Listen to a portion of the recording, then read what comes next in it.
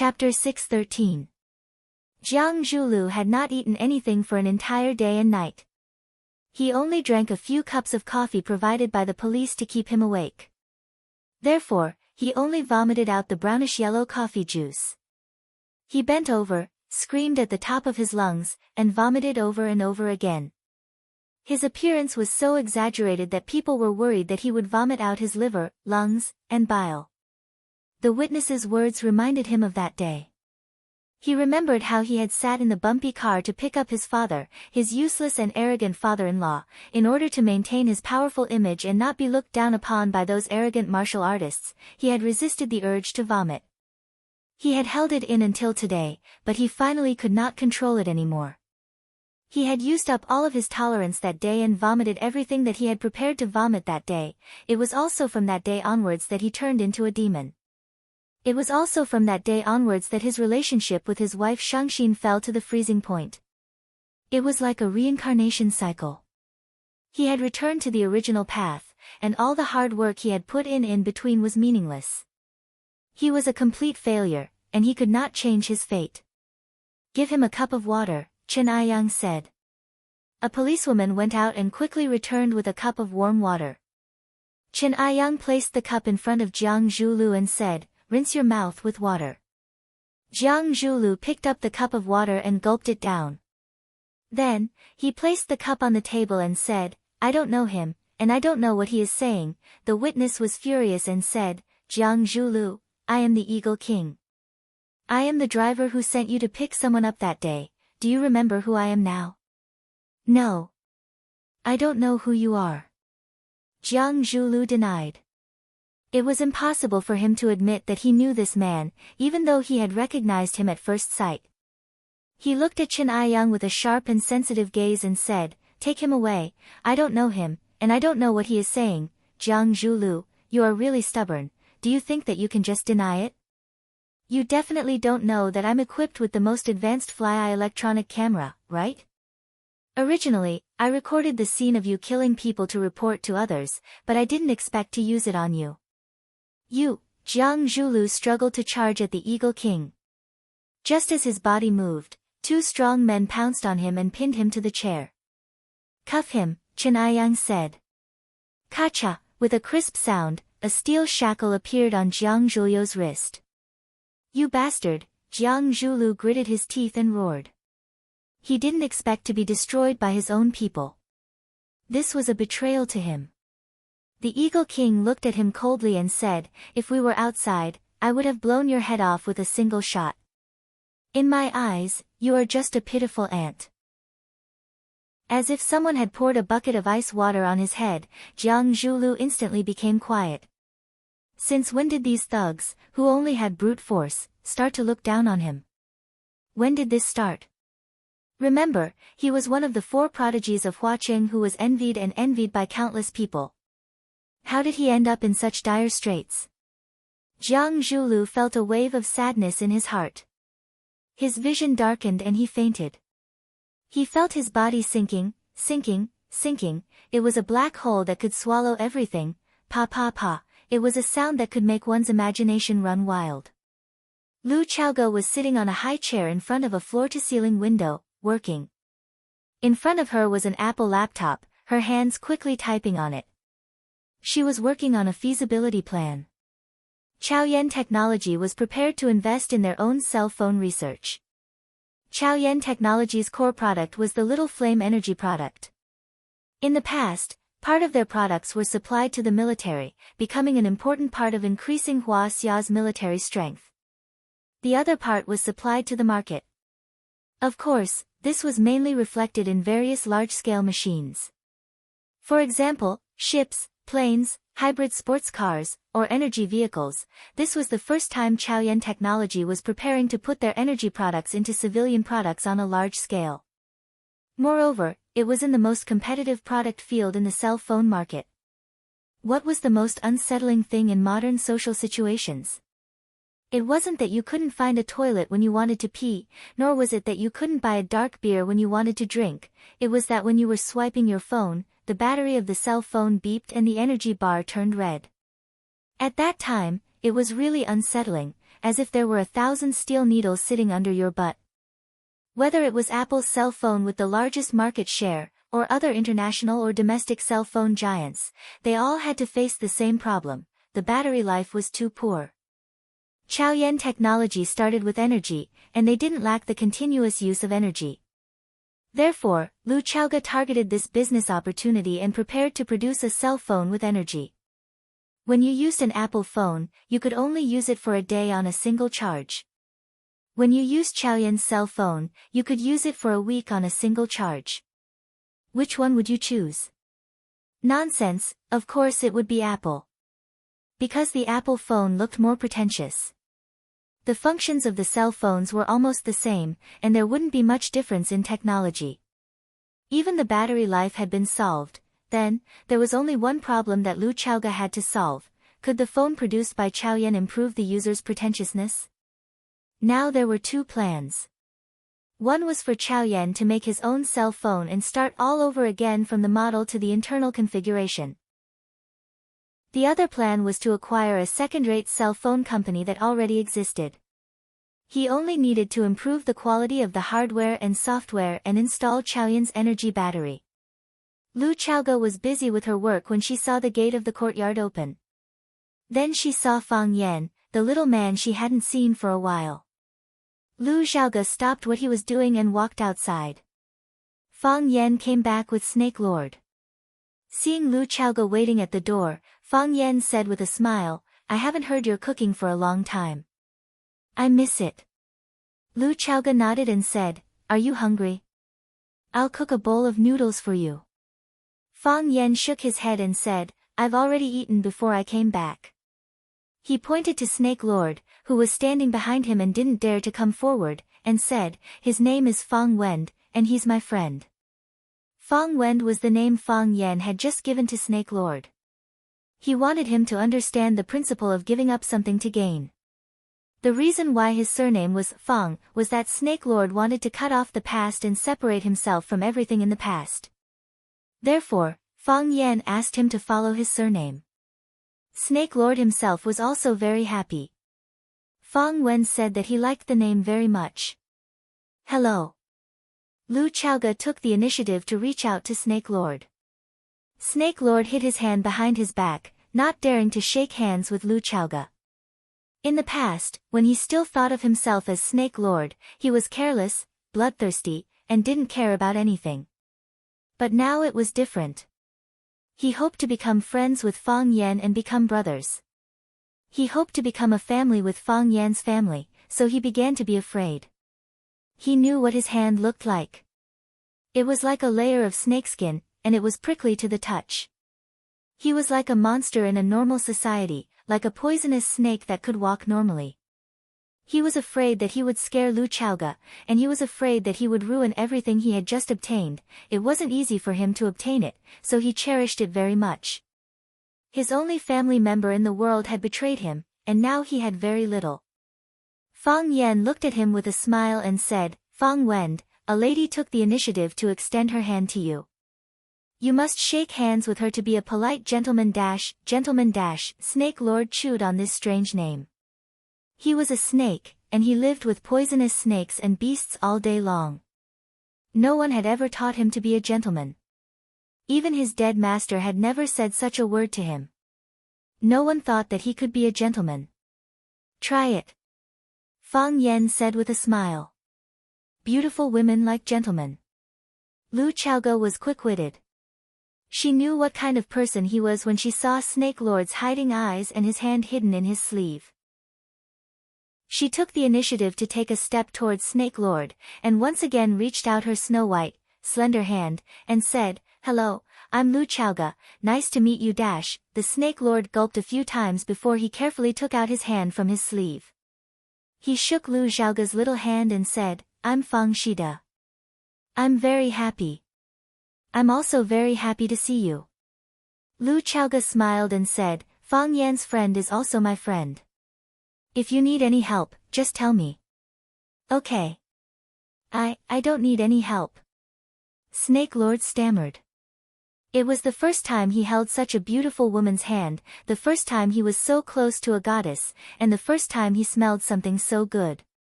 What was that smell? Was it perfume? Or was it a woman's natural body fragrance? Lu Chaoge smiled and looked at Fang Yan. She said meaningfully, but Fang Yan said something wrong just now.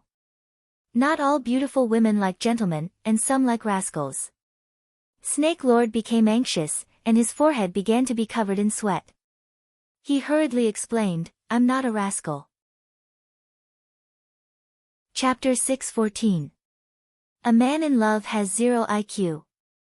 The Snake King fell in love again, but this time, the object of his love was Fang Yan.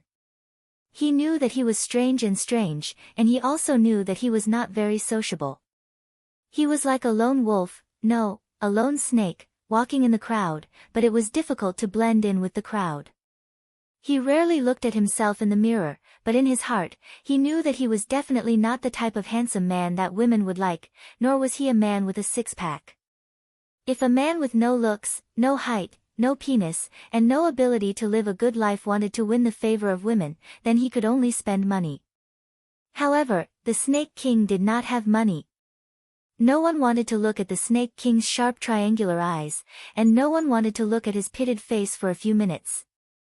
Everyone's first reaction when they saw him was to quickly look away. He was a monster in people's eyes. Who would like a snake man?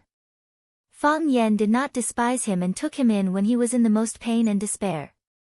Lu Chaoge did not despise him either. Such a beautiful woman was like a fairy. When she looked at him, her expression was gentle, and her smile was without a trace of hypocrisy. The Snake King liked this family, and he really wanted to integrate into it. Although he knew that it was a big wish, he really hoped that he could become a person that people liked. At least, he didn't want to be a person that people hated when they saw him. Just like how he once hoped that the orphanage's director, Fatso, would like him. Therefore, after Lu Xiaoge specifically explained that some beautiful women liked hooligans, his body tensed up for no reason, and his heart was also hanging high up in his throat. I'm not a gangster. He hoped that Lu Xiaoge could see him as a good person. At least, he was willing to be a good person in their hearts. Lu Xiaoge was stunned for a moment, and then she laughed. Lu Xiaoge looked at the Snake King and said, I know you're not a gangster. How can you be a gangster? You can't even tell that a real gangster is a gangster. After thinking about it, Lu Xiaoge explained, I'm just kidding. Don't think too much. Because it was the first time she met the Snake King, she was not very clear about his character. But she would get to know him slowly. He tried not to touch anything that would cause him pain. Thank you, the Snake Lord blushed. Was he thinking too much? Wasn't it annoying to think too much? Then shouldn't he think less? The poor Snake King had turned into a man who was at a loss for what to do with himself. Fang Yan was a generous and stingy man. He generously introduced Lu Xiaoge to the Snake Lord and smiled as they shook hands. However, when he saw that the Snake Lord had forgotten to let go of Lu Xiaoge's hand, he immediately became petty again. Fang Yan patted the Snake Lord's shoulder and said, as a qualified gentleman, you shouldn't shake hands with a lady for more than a minute, 30 seconds at most. The shorter, the better. Snake Lord was so scared that his body trembled. He quickly threw Lu Xiaoge's hand away as if he was grabbing a stove. Fang Yan nodded with satisfaction. He looked at the Snake Lord and praised, you already have the character of a gentleman. The Snake Lord had a simple and honest smile on his face. He was very happy that he could become a qualified gentleman. Fang Yan looked at Lu Xiaoge and said, Fang Wen's situation is a bit special. I want him to live with us for a while. Okay. Lu Xiaoge said. I'll have someone clean up the room. Fang Yan grabbed Lu Xiaoge's wrist and said, how about I buy another house in Huacheng? After the heroes and warriors came over, Fang Yan had made such a suggestion. Fang Yan was going to buy another house in Huacheng. He could take Fang Yingying and Fang Haohan to live outside. Because he felt that there were more and more people living in this villa now. It was already becoming overcrowded. Now there was the Snake Lord, and he had to specially prepare a room for him. How about letting him squeeze in with Fang Haohan? In any case, one of them was as thin as a telephone pole, and the other was as short as a sapling. Neither of them was a waste of space. However, Fang Yan quickly rejected this idea. With Fang Haohan's cheap personality and vicious mouth, he would definitely make the Snake Lord suffer a fate worse than death. If the Snake Lord released his snakes and poisoned him to death, it was also very likely that it would happen. Fang Yan couldn't understand. He taught them fairness, justice, courage, and never giving in. How did they all grow up to be like this? Could it be that he was not a qualified teacher? Lu Chaogo was silent. She just looked at Fang Yan with pleading eyes. She didn't want Fang Yan to leave. She wasn't willing in the past, and she wasn't willing now. If Fang Yan left, Fang Yingying and Fang Haohan would also leave. The Snake Lord who came today would also leave. In that case, she would return to her previous life. She liked the feeling of living with Fang Yan very much. She liked to eat Fang Yan's cooking or cook for Fang Yan. Seeing the deep meaning in her eyes, Fang Yan's heart immediately softened. He let go of Lu Chaoga's arm and said, "Then prepare a room for me." "Okay. I'll go right now." A charming smile appeared on Lu Chaoga's face as she spoke softly. Lu Chaoga ran upstairs with the nanny to get busy. Fang Yan looked at her back view and sighed softly. They couldn't possibly live together forever, right? "You will stay here from now on." Fang Yan smiled and said, "Jiang Shangxin was very busy." After Jiang Zhulu was arrested and sent to prison, she became the well-deserved leader of the Longtu group. In the past, she had also done business, helped her mother, and even started her own company. However, she had never thought that she would be in charge of an energy company with assets of tens of billions at such a young age. Furthermore, as the energy industry's performance in the global market became more and more eye-catching, the company's market value was also increasing at a speed visible to the naked eye. With Lily's cooperation, Jiang Shangxin quickly had a clear understanding of the company's situation. Those hardcore Jiang Zhulu supporters were purged, and those who were wavering were roped in. Those who were previously ostracized or oppressed by Jiang Zhulu were put in important positions by her. She constantly looked for people to talk to and frequently made phone calls. Orders were issued one after another, and they received even more feedback. Ever since Jiang Shangxin came to the Longtu group and sent Jiang Zhulu away, she had not left until now. She and Lily were in a high-intensity work rhythm, but Fang Yingying was lying on the sofa in the living room, sleeping for 2 days and eating 6 boxed meals. Fang Yingying did not like to eat boxed meals, not because he felt that they were not delicious, but because the portion was too small. It would be gone after a few mouthfuls, and he still had to ask for more. Fang Yingying was also a person who cared about his reputation. When he opened his mouth to ask for 4 boxed meals, his face would also burn up. "Chairman Wang, thank you for your hard work," Jiang Shangxin said with a smile. "This is what I should do." Wang Ming, the assistant chairman of the finance department, bowed slightly to Jiang Shangxin and replied with a smile. After the guests left, Jiang Shangxin lay on the sofa in the office, exhausted. At this point, she did not even want to move a finger. Lily pushed the door open and asked Jiang Shangxin, "Miss Jiang, Chairman Jiang, do you want to eat anything?" "No need." Jiang Shangxin waved her hand. "Get someone to send me a bottle of champagne and a box of strawberries." "All right, Chairman Jiang." Lily turned around and left. When Jiang Shangxin closed her eyes and was about to take a nap, the tall wooden door of the office was pushed open again. With an apologetic look, Lily said, "Chairman Jiang, Mr. Jiang's mother, move aside." A stern woman's voice rang out. As she spoke, she gave Lily's body a heavy push, causing her to fall to the ground. With such a huge commotion happening right under her nose, Jiang Shangxin could not continue sleeping. When she opened her eyes and saw the woman standing at the door, she could not help but frown slightly. Jiang Zhuliu's mother was also her mother-in-law, Ren Jin. Renjin stared at Jiang Shangxin with bloodshot eyes and shouted, Jiang Shangxin, Jiang Zhulu has been arrested, and you still have the mood to lie in his office and sleep? Do you have any conscience? To think that I have treated you so well. Has your conscience been eaten by dogs? Jiang Shangxin had originally thought that Renjin was a pitiful woman. However, after being scolded by her, she felt that she was a pitiful and hateful woman. Jiang Shangxin climbed up from the sofa gracefully and reached out to flatten the creases in her dress. Placing her hands together on her knees, she looked at Renjin, who was standing in front of her, and said, If you are here to question my character, then I will have to disappoint you. This is the kind of person I am. So, you can leave now.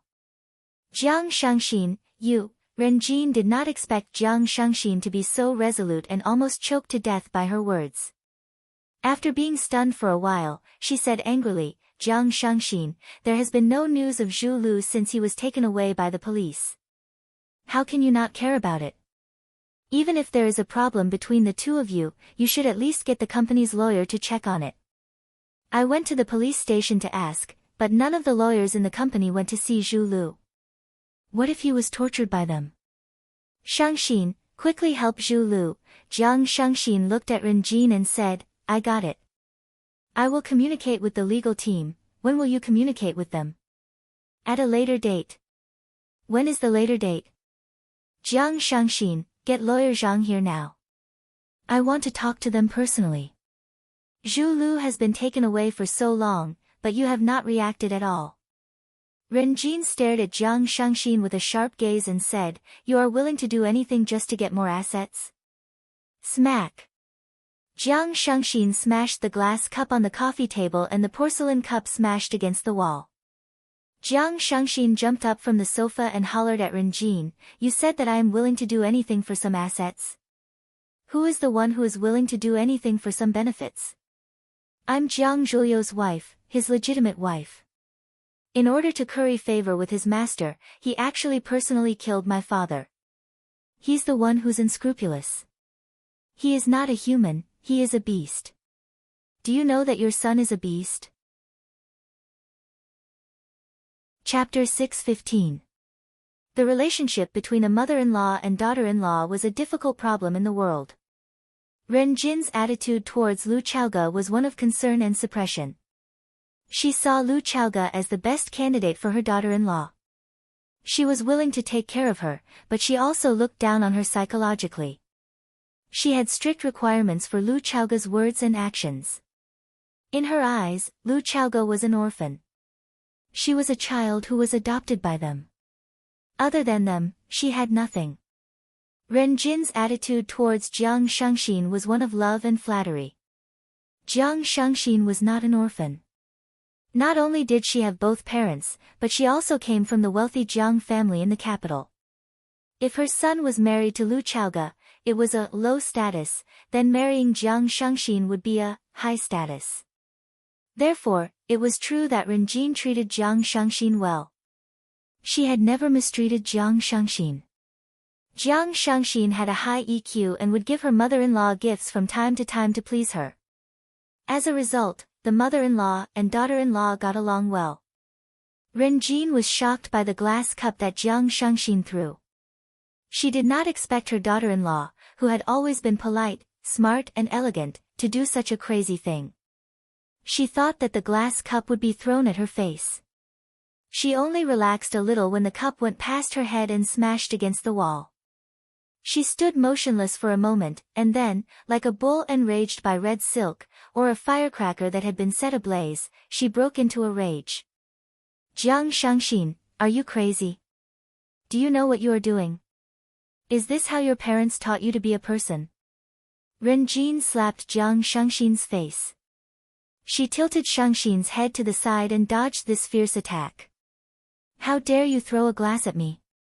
You just sent my son to prison, and now you want to throw a glass at me? Then, you can take away all the assets of the Jiang family? Jiang Shangxin, let me tell you, it is not that easy. Renjin raised her hand and slapped the other side of Jiang Shangxin's face. Enraged by Ren Jin's behavior, Shangxin slapped Ren Jin's arm to the side. Jiang Shangxin was young and powerful, how could Ren Jin be her match? Ren Jin, who usually lived like a prince, was slapped on the wrist. As his body fell backward, he lost his balance in his high heels and fell to the floor with a crack. This time, Ren Jin truly felt pain from the fall. The grief and indignation in her heart, as well as the endless grievances, suddenly exploded. Ren Jin sat on the ground and began to cry loudly without caring about his image. Jiang Shangxin, go ahead and hit me. You can kill me here today. Ren Jin said in a sorrowful voice, if I die, there will be no one left in the Jiang family. You can do whatever you want. You can do whatever you want. Dragon Pool, alive, dead, dead. Zhu Lu was sent to prison and persecuted by you. Now, you want to kill me as well. Jiang Shangxin, you are the jinx of the Jiang family. How much do you want to harm the Jiang family before you are satisfied? With a stern expression, Jiang Shangxin stared at Ren Jin, who was bawling his eyes out on the floor. She said coldly, no one wanted to send Jiang Zhulu to jail. He sent himself to jail. He has done so many evil deeds, and they will be dug out one by one. Just wait and see. Very soon, you will know how many disgusting things your precious son has stained his hands. Impossible. Ren Jin shouted, Zhu Lu would never do those things. I know his character. Even though he is a little extreme, he is a good person. His company donates to charity every year. He even adopted many children in the poor mountainous areas. Zhu Lu donated the living expenses and school fees for those children. Jiang Shangxin's mouth was full of bitterness. She said in a mocking tone, I know these things better than you. This is what he used to show off when he wooed me. Which woman doesn't want to find a loving man to spend the rest of her life with? Because it would make her feel that he is so loving to others. He is only wholeheartedly devoted to his wife and her family. She didn't expect that it was just a piece of sheepskin that he wore on the outside. It was a layer of gold that he put on his face. Deep down, he is a hungry wolf. He is a devil and a scumbag. Marrying him is the most regrettable thing in my life. Shangxin. Tears streamed down Ren Jin's face as he looked at Shangxin and pleaded, Shangxin, no matter what, you have to save Zhu Lu. Please help me save Zhu Lu. His father is no longer around, he is my only relative. Ren Jin crawled up from the ground and strode toward Jiang Shangxin. Thump. Ren Jin knelt down in front of Jiang Shangxin. Shangxin, I beg you. I will kowtow to you. I will apologize to you. You are a woman too. Can you take pity on an old man like me? If I don't have my son, I won't be able to live on. I will die. Shangxin, can you take pity on me by saving Zhu Lu? Jiang Shangxin looked at Ren Jin, who was crying and begging bitterly. She felt very upset. Ren Jin was born into a good family. She was also a woman who came from a big family. However, she had suffered all kinds of setbacks during this period of time. First, her husband disappeared mysteriously after he went out. Until now, not even his corpse had been found. Then, her son was taken away by the police. There wasn't even anyone to save him. She used to be extremely proud. However, she didn't hesitate to trample on her dignity. Now, she was just a pitiful woman. A mother who prayed for her son's health and safety. Jiang Shangxin squatted down and lifted Ren Jin's arm to help her up. Ren Jin knelt there and refused to get up. No matter how hard Jiang Shangxin tried, she couldn't get up. Jiang Shangxin didn't force her anymore. She looked at Ren Jin and said, I can pity you. However, I will not pity Jiang Zhulu. He has to bear the responsibility for whatever he did wrong. If all the sins committed by the children could be forgiven because of the kindness of their parents, the world would have been in a mess. Jiang Shangxin. Ren Jin gritted her teeth and said, don't force me into a dead end. Jiang Shengxin looked at her with a serious look on her face and said resolutely, I can tell you honestly that I will not save Jiang Zhulu. I will not send any lawyer from the Longtu group. You better pray that I don't send any lawyer. If that's the case, he might still have a chance of survival. If I were to take action, I would only wish for his death. The former chairman of the Longtu group, Jiang Zhulu, was arrested by the police for a crime of intentional homicide. Jiang Zhulu is the son of the founder of the Longtu group, Qiang Longtan. Qiang Longtan disappeared mysteriously. The police suspect that Jiang Zhulu killed his father in order to climb up the ranks. From the 4 talents of watching to the murder suspects, mental emptiness is the biggest incentive for rich kids to commit crimes. Bam! Lan Shanggu switched off the television. He pushed his chair away and stood up. He paced around his luxuriously decorated office. He held a cell phone in his hand. However, he didn't make the call. After hesitating for a long time, he grabbed the car key and walked out. Lan Shanggu went to the garage and chose his favorite military Hummer. He opened the door of the Hummer, started the engine, and rushed out. Screech, Lan Shanggu drove the car to the entrance of an old house. Just when he was about to get off the car and press the doorbell, a bright yellow Lamborghini rushed over. The sharp head of the Lamborghini and the front of the Hummer stood side by side. A young man with long hair sat in the driver's seat. The young man looked at Lan Shanggu, who was pressing the button, and said with a smile, I was wondering who it was. Brother Lan Shanggu, you are back. You are a rare guest. Lan Tingyue, the son of Lan Shanggu's 4th uncle. He had been studying in France and had only returned to the country after graduating a year ago. He didn't have a formal job. He drove his luxury car around watching every day, drinking and flirting with girls. From time to time, he would do something out of the ordinary. Because he was the youngest boy in the Lan family, he had always been loved by everyone. As a result, he developed the habit of looking down on others and rarely putting them in his eyes. Ever since Lan Shanggu separated from the Lan family, he had never returned to the Lan family's old house. Lan Shanggu had only seen Lan Tingyue twice at the Blue Mountain Club. It was the first time that he happened to bump into him at his doorstep. Lan Shanggu smiled and said, I came back to talk to Grandpa about something. Talk about something? What is it? Lan Shanggu smiled and said, kids shouldn't ask about this. Go back and rest early. Lan Tingyue sneered and said, Lan Shanggu, if you still have a bit of backbone, hurry up and scram. Don't let me see you in the Lan family. What? Back then, you wanted to ride on someone else's coattails and even didn't hesitate to separate from the Lan family, making the Lan family a joke in the eyes of outsiders. When I came back from studying abroad, do you know what I heard the most? Why did Lan Shanggu separate from the Lan family? Did the Lan family mistreat him?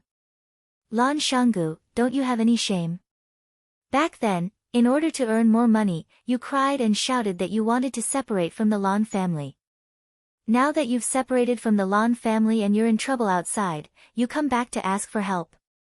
Lan Shanggu looked at Lan Tingyue thoughtfully and asked, Are you done? I'm done.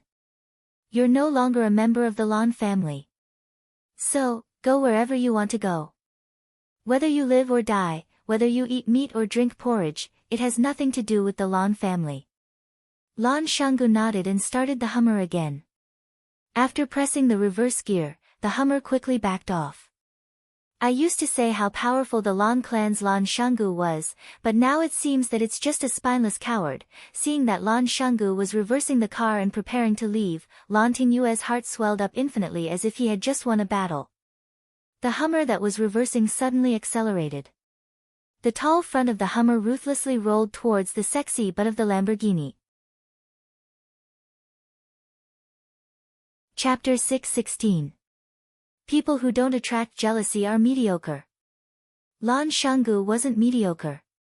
He was the most outstanding and dazzling figure in the younger generation of the Lan family. He was selected as one of the 4 prodigies of Huaqin by busybodies.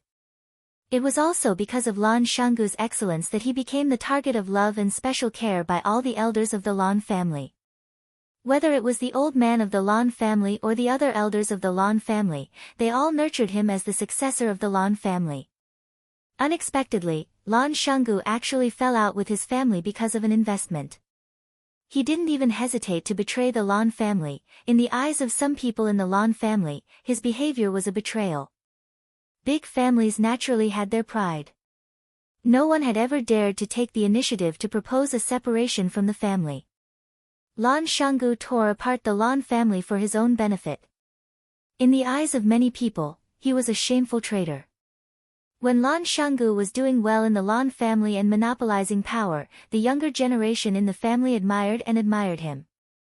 However, when he became a traitor and abandoned by the Lan family because of a stupid choice, the long-suppressed jealousy and hatred in the hearts of the younger generation in the family turned into a heavy hatred. It was like weeds in the spring field, crazily popping out. Of course, there was a special reason why Lan Tingyue targeted Lan Shanggu. After Lan Shanggu and the Lan family separated, the Lan family pushed his brother, Lan Shonhua, to take over Lan Shanggu's position as the new successor of the family. Lan Shanggu hadn't returned home for several years. The position under Lan Shonhua's but became more and more stable. Now Lan Shanggu drove back in the middle of the night. In Lan Tingyue's eyes, he saw a dangerous signal. This was a dangerous person. Lan Tingyue originally thought that his mocking words would make Lan Shanggu leave. When he was about to start his newly bought sports car and enter the courtyard, he inadvertently saw a dazzling light from the rearview mirror. No, it was a black front that looked like a beast opening its bloody mouth and pouncing at him. Clang! The tall and rough body of the Hummer rumbled forward. The hard metal bumper fiercely bit the sexy butt of the Lamborghini that stretched out like a wing. Not only that, the Hummer didn't stop immediately after smashing the butt of the Lamborghini. This big monster continued to charge forward under the control of Lan Shanggu.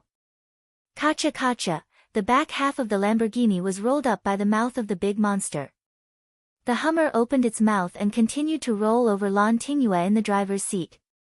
Lan Tingyue was scared out of his wits. His face was pale and his pupils dilated. He pushed the car door open and wanted to escape, but he was pulled back by the seatbelt and couldn't move. Lan Mountain Valley. Lan Mountain Valley. Lan Tingyue screamed. Lan Shanggu stepped on the accelerator and drove the Hummer to continue attacking the city. Help! Lan Tingyue was so scared that his nose was running and his tears were running. He cried out, "Help, big brother Lan, don't kill me!" Bang! The Hummer finally stopped, but the engine was still running.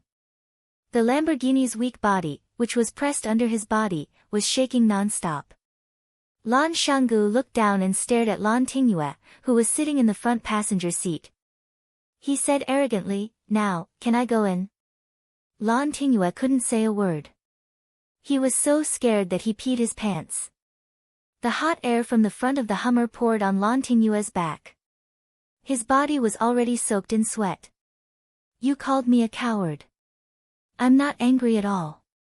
Lan Shanggu stared at the back of Lan Tingyue's head and said, "I'm angry that you are a real coward." "He is a child." A young man in a white shirt stood at the door. He had a pair of black-rimmed glasses on the bridge of his nose. He looked very scholarly. He looked at Lan Shanggu with a smile and said, "Big brother, why do you stoop to the level of a child? Isn't it not worth it to hurt your own body?" Lan Shonhua, Lan Tingyue's big brother. He was also the new person pushed out by the Lan family after Lan Shanggu left. When Lan Tingyue saw Lan Shonhua come out, it was as if he saw help. He cried and said, "Big brother, quickly save me, he wants to kill me." Lan Shonhua shook his head and sighed.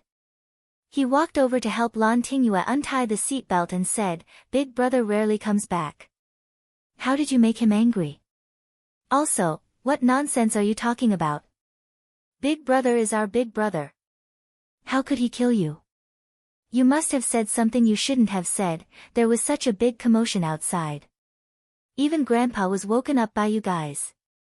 Just wait to be scolded." Lan Shonhua didn't even look at the crashed Lamborghini. In his eyes, it was a toy not worth mentioning. Lan Shanggu looked at Lan Shonhua and said with a smile, the men of the Lan family must have murderous intent. Tingyue has been spoiled by you guys. I'm here to cultivate his murderous intent. Lan Tingyue originally wanted to counterattack and say that you're not here to cultivate my murderous intent. You want to kill me. But when the words were on the tip of his tongue, he met Lan Shanggu's deep and cold eyes when he smiled. He couldn't shout out the words he had thought of. Lan Shonhua glanced at Lan Tingyue and said, you stay here and bring some people to clean up this place. Won't it be a joke if outsiders see this? He walked to the window of Lan Shanggu's car and said with a smile, Big brother, Grandpa asked me to invite you in. Lan Shanggu nodded and said, let's go. After saying that, he drove the Hummer and took the lead to rush into the courtyard gate. Lan Shonhua stood where he was and looked at the square-shaped big man with a warm smile. Brother, Lan Tingyue ran to Lan Shonhua's side and said angrily, why did you let him in? Didn't you also not stop him? Lan Shonhua said with a smile. But, Lan Tingyue seriously thought about it and realized that even his brother had no way to stop Lan Shanggu. Lan Shanggu's personality was arrogant and despotic. There was really no one in the younger generation who could suppress him. Even in his uncle's generation, there was no one who could suppress him. Otherwise, how could he be allowed to leave the Lan family?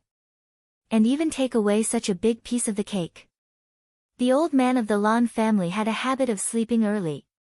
When he heard the commotion outside, he got up again. Winter was still far away. The old man had already wrapped a blanket around his body and sat in the study connected to the bedroom. He said to Lan Shanggu, who had entered the room, why are you angry with a child? Making such a big commotion, aren't you afraid that people outside will laugh at you? Lan Shanggu smiled and walked in front of the old man. He poured a cup of warm water and placed it in his hand. He said, why should I be afraid of people laughing at me? Those people who laugh at me will soon know that they are actually fools. But I am a little unhappy about doing this. It is a big sin to disturb Grandpa's rest. The old man waved his hand and said, all right, you haven't come back to see me for 3 years. The moment you come back, you are trying to bewitch me. What do you want? Grandpa, hand the Lan family over to me. Lan Shanggu rubbed his hands and said with a serious face. I promise that you will be able to manage the Lan family well. All the businesses will flourish, and the family's rise will be just around the corner. The old man swallowed a mouthful of hot water with great difficulty. He glanced at Lan Shanggu and said, I am not dead yet, and you are already thinking of usurping the position. How can this be usurping the position? Is there such an open and above-board usurper like me? Lan Shanggu's face was full of smiles. He said, this is something that the two of us, grandpa and grandson, have discussed and discussed. I made a very good suggestion to you, and you accepted my suggestion without hesitation and passed the position of the clan leader to me. If this matter succeeds, hey, the two of us will become a great story, after I die. The old man said while coughing. He looked very agitated. Lan Shanggu hurriedly ran over to massage the old man's back. He said, I was just joking. You don't have to take it seriously, but you can't not take it seriously either. This matter is worth considering.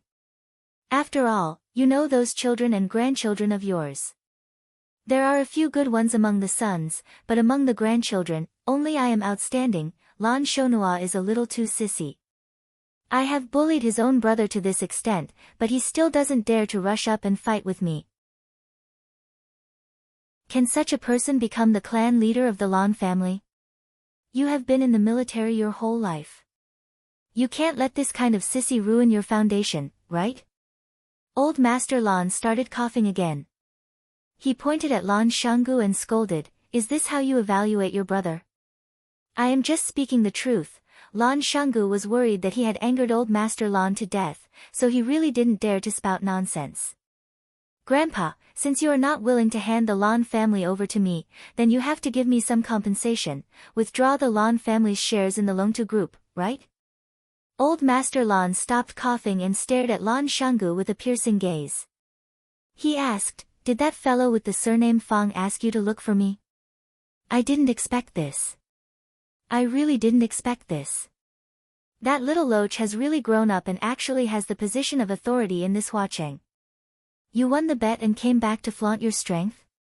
"He didn't ask me to come."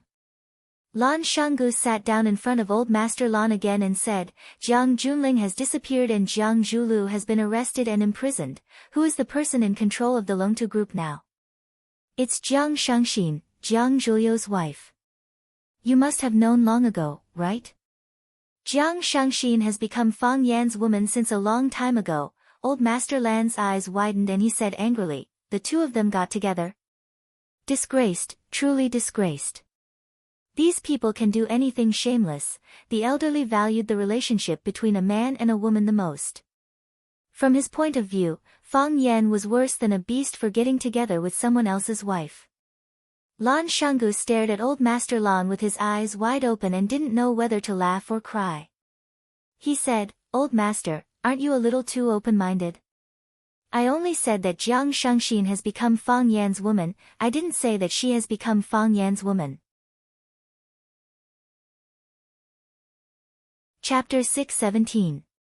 What was the difference between his men and his women?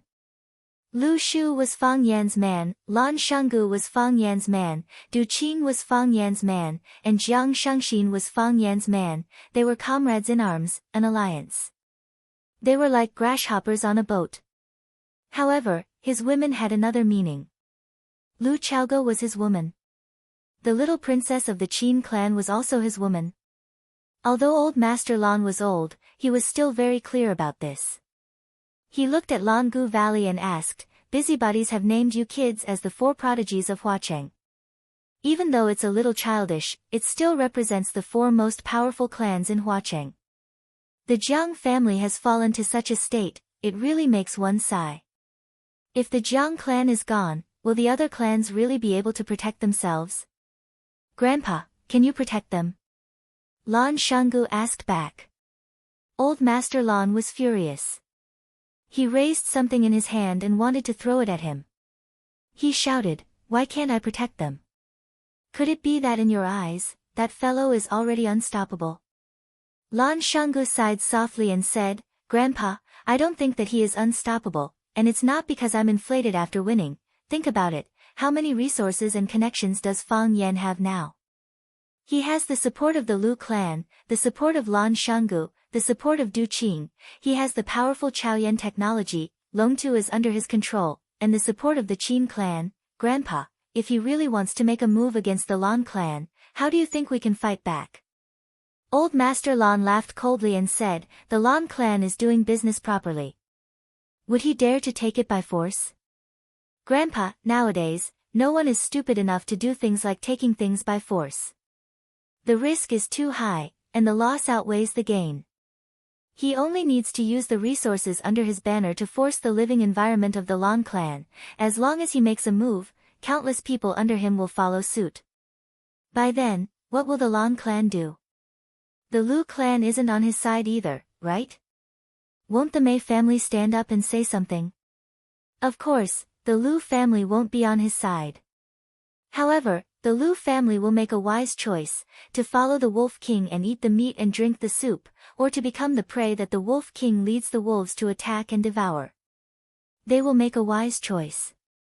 As for the Mei family is different from us. They had their own way of survival. Why would they care about the life and death of others? Even if Grandpa wanted to join hands with them, he would probably have to give up a considerable portion of the benefits, right? They want shipping. Are you willing to give it to them? According to what you're saying, our Lan clan has nowhere to go. That's not it. Lan Shanggu said, hasn't Grandpa already made his choice? Grandfather chose the Jiang family and chose to rely on the Jiang family's power. If this was the capital city or any other city, I would suggest that Grandpa make this choice. You have no choice but to do so. But Grandpa, this is Flower City. Our roots are in Flower City. You think I made the wrong choice? Old Master Lan held his teacup and looked at Lan Gulu with a piercing gaze. At least for now, it seems to be wrong. Lan Shanggu said straightforwardly. Old Master Lan's eyes turned cold and he fell into a long silence. Lan Shanggu waited for Grandpa to think for a while before saying, Jiang Zhulu is in jail and won't be able to come out for a while.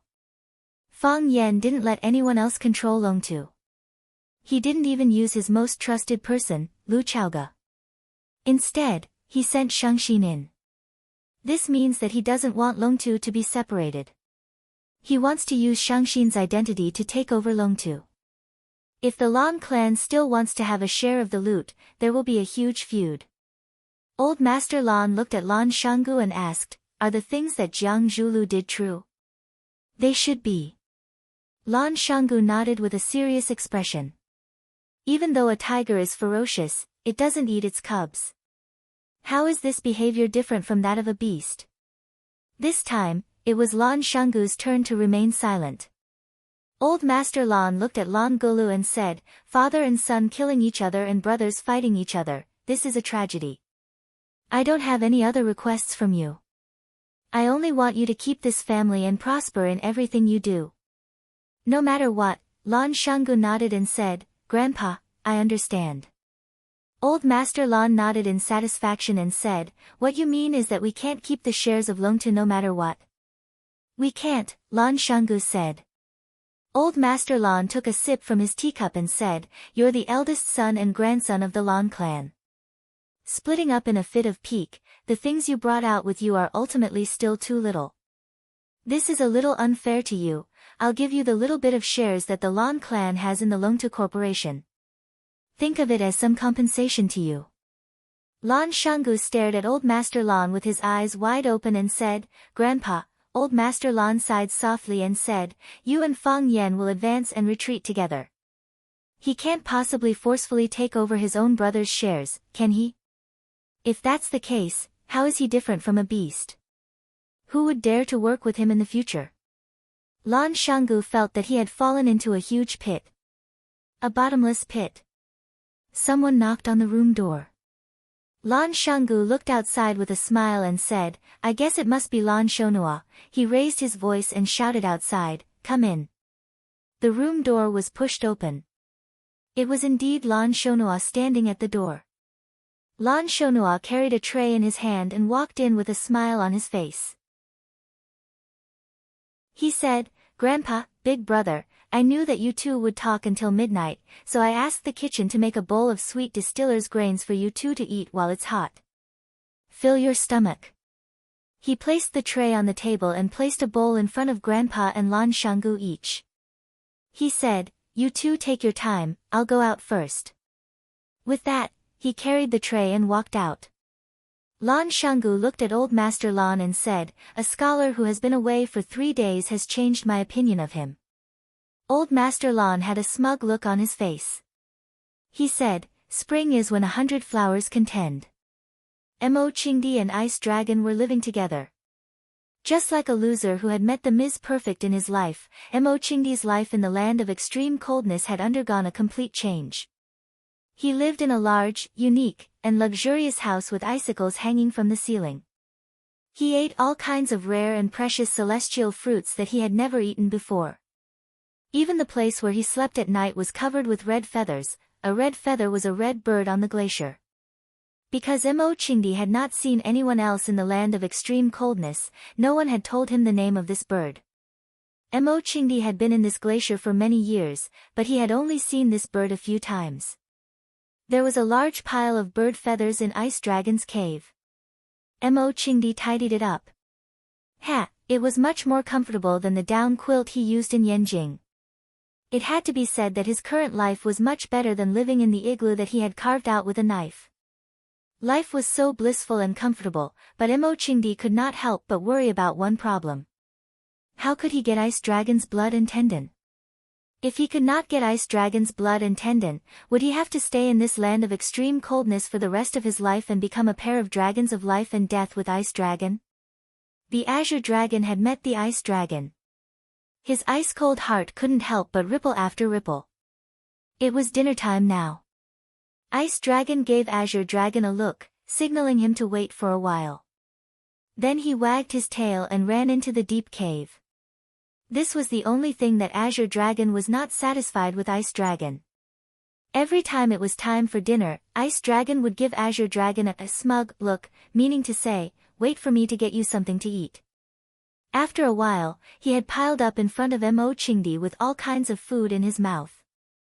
It was said that every dragon had a treasure trove, and inside the treasure trove were all kinds of rare and strange treasures. There was one time when Mo Chingdi wanted to go in with it to have a look, but the little transparent dog just stood there, not moving an inch. It only looked at him with a sad look in its eyes. "I'm already so good to you, how can you ask for more?" Mo Chingdi was embarrassed by the dog's stare. He turned around and ran to a corner to sit down. Only then did the transparent puppy scuttle into the depths of the cave with a whoosh, disappearing without a trace in an instant. Ice Dragon was very fast. He did not have to wait too long before he came back with a big pile of food in front of Mo Chingdi.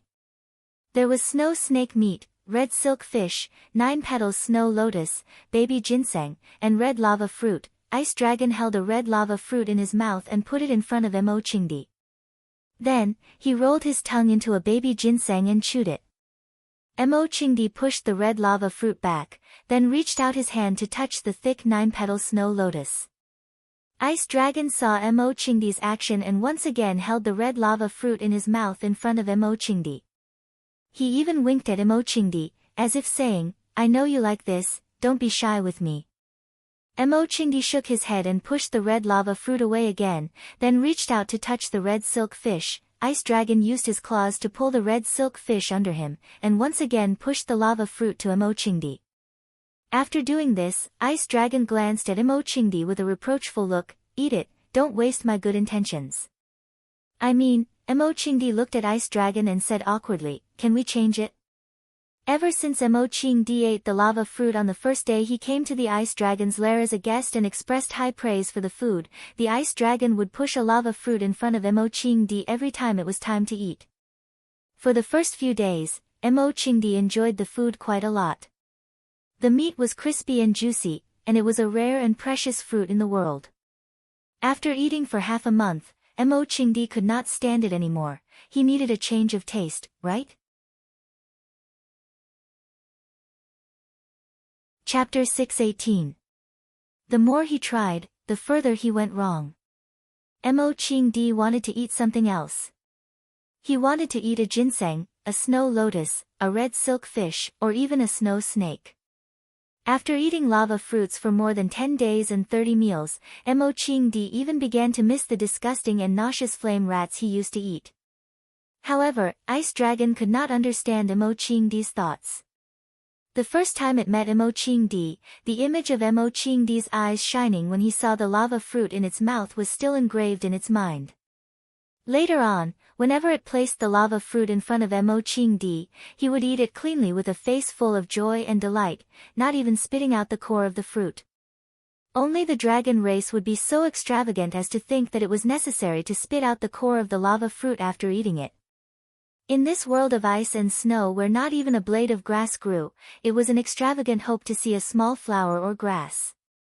To encounter such a rare fruit was a great blessing. The core of the fruit was also an extremely rare and precious object. How could Mo Chingdi bear to spit it out?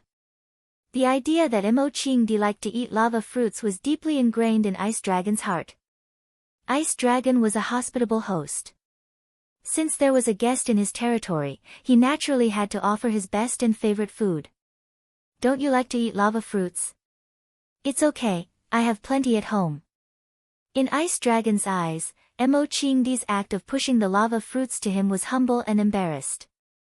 Ice Dragon thought that the weird-looking monster in front of him must have felt bad for eating too many of his magma fruits, so he wanted to return them to him so that he could enjoy them as well. Too polite. Ice Dragon didn't know how to speak. If it could, it would have said this sentence. It couldn't understand what Mo Chingdi was saying, but judging from his expression, the Ice Dragon stared intently at Mo Chingdi's expression. It tilted its head and thought for a while, then lowered its head again and placed the lava fruit in front of Mo. Don't be polite with me. Ice Dragon wagged his tail. He had an expression that said, I understand your kindness. Although I like to eat it, I can give it to you since you like it. Mo sighed deeply. He wanted to go home. He returned to his igloo, caught a snow snake or killed a flame rat, skinned it, cleaned it, and froze it. He wanted to eat meat. Seeing Mo.'s moved expression, Ice Dragon became even more pleased with himself. It jumped up and down on the spot, looking like it was asking for a beating. It used its claws to push the lava fruit in front of Mo, signaling him to pick it up and eat it. Thank you. Mo took the magma fruit and took a big bite. His mouth was full of juice, but he still felt that there was a bird in his mouth. If only there was a bird in his mouth. The ice dragon also began to eat. As usual, it ate the baby ginseng, the snow lotus with 9 petals, the red silk fish, and the snow snake. Feeling that it was still not full, it ran to its mouth and grabbed a few snow-like objects that Mo had never seen before. It chewed on them with a loud crunching sound. Ice Dragon ate very quickly.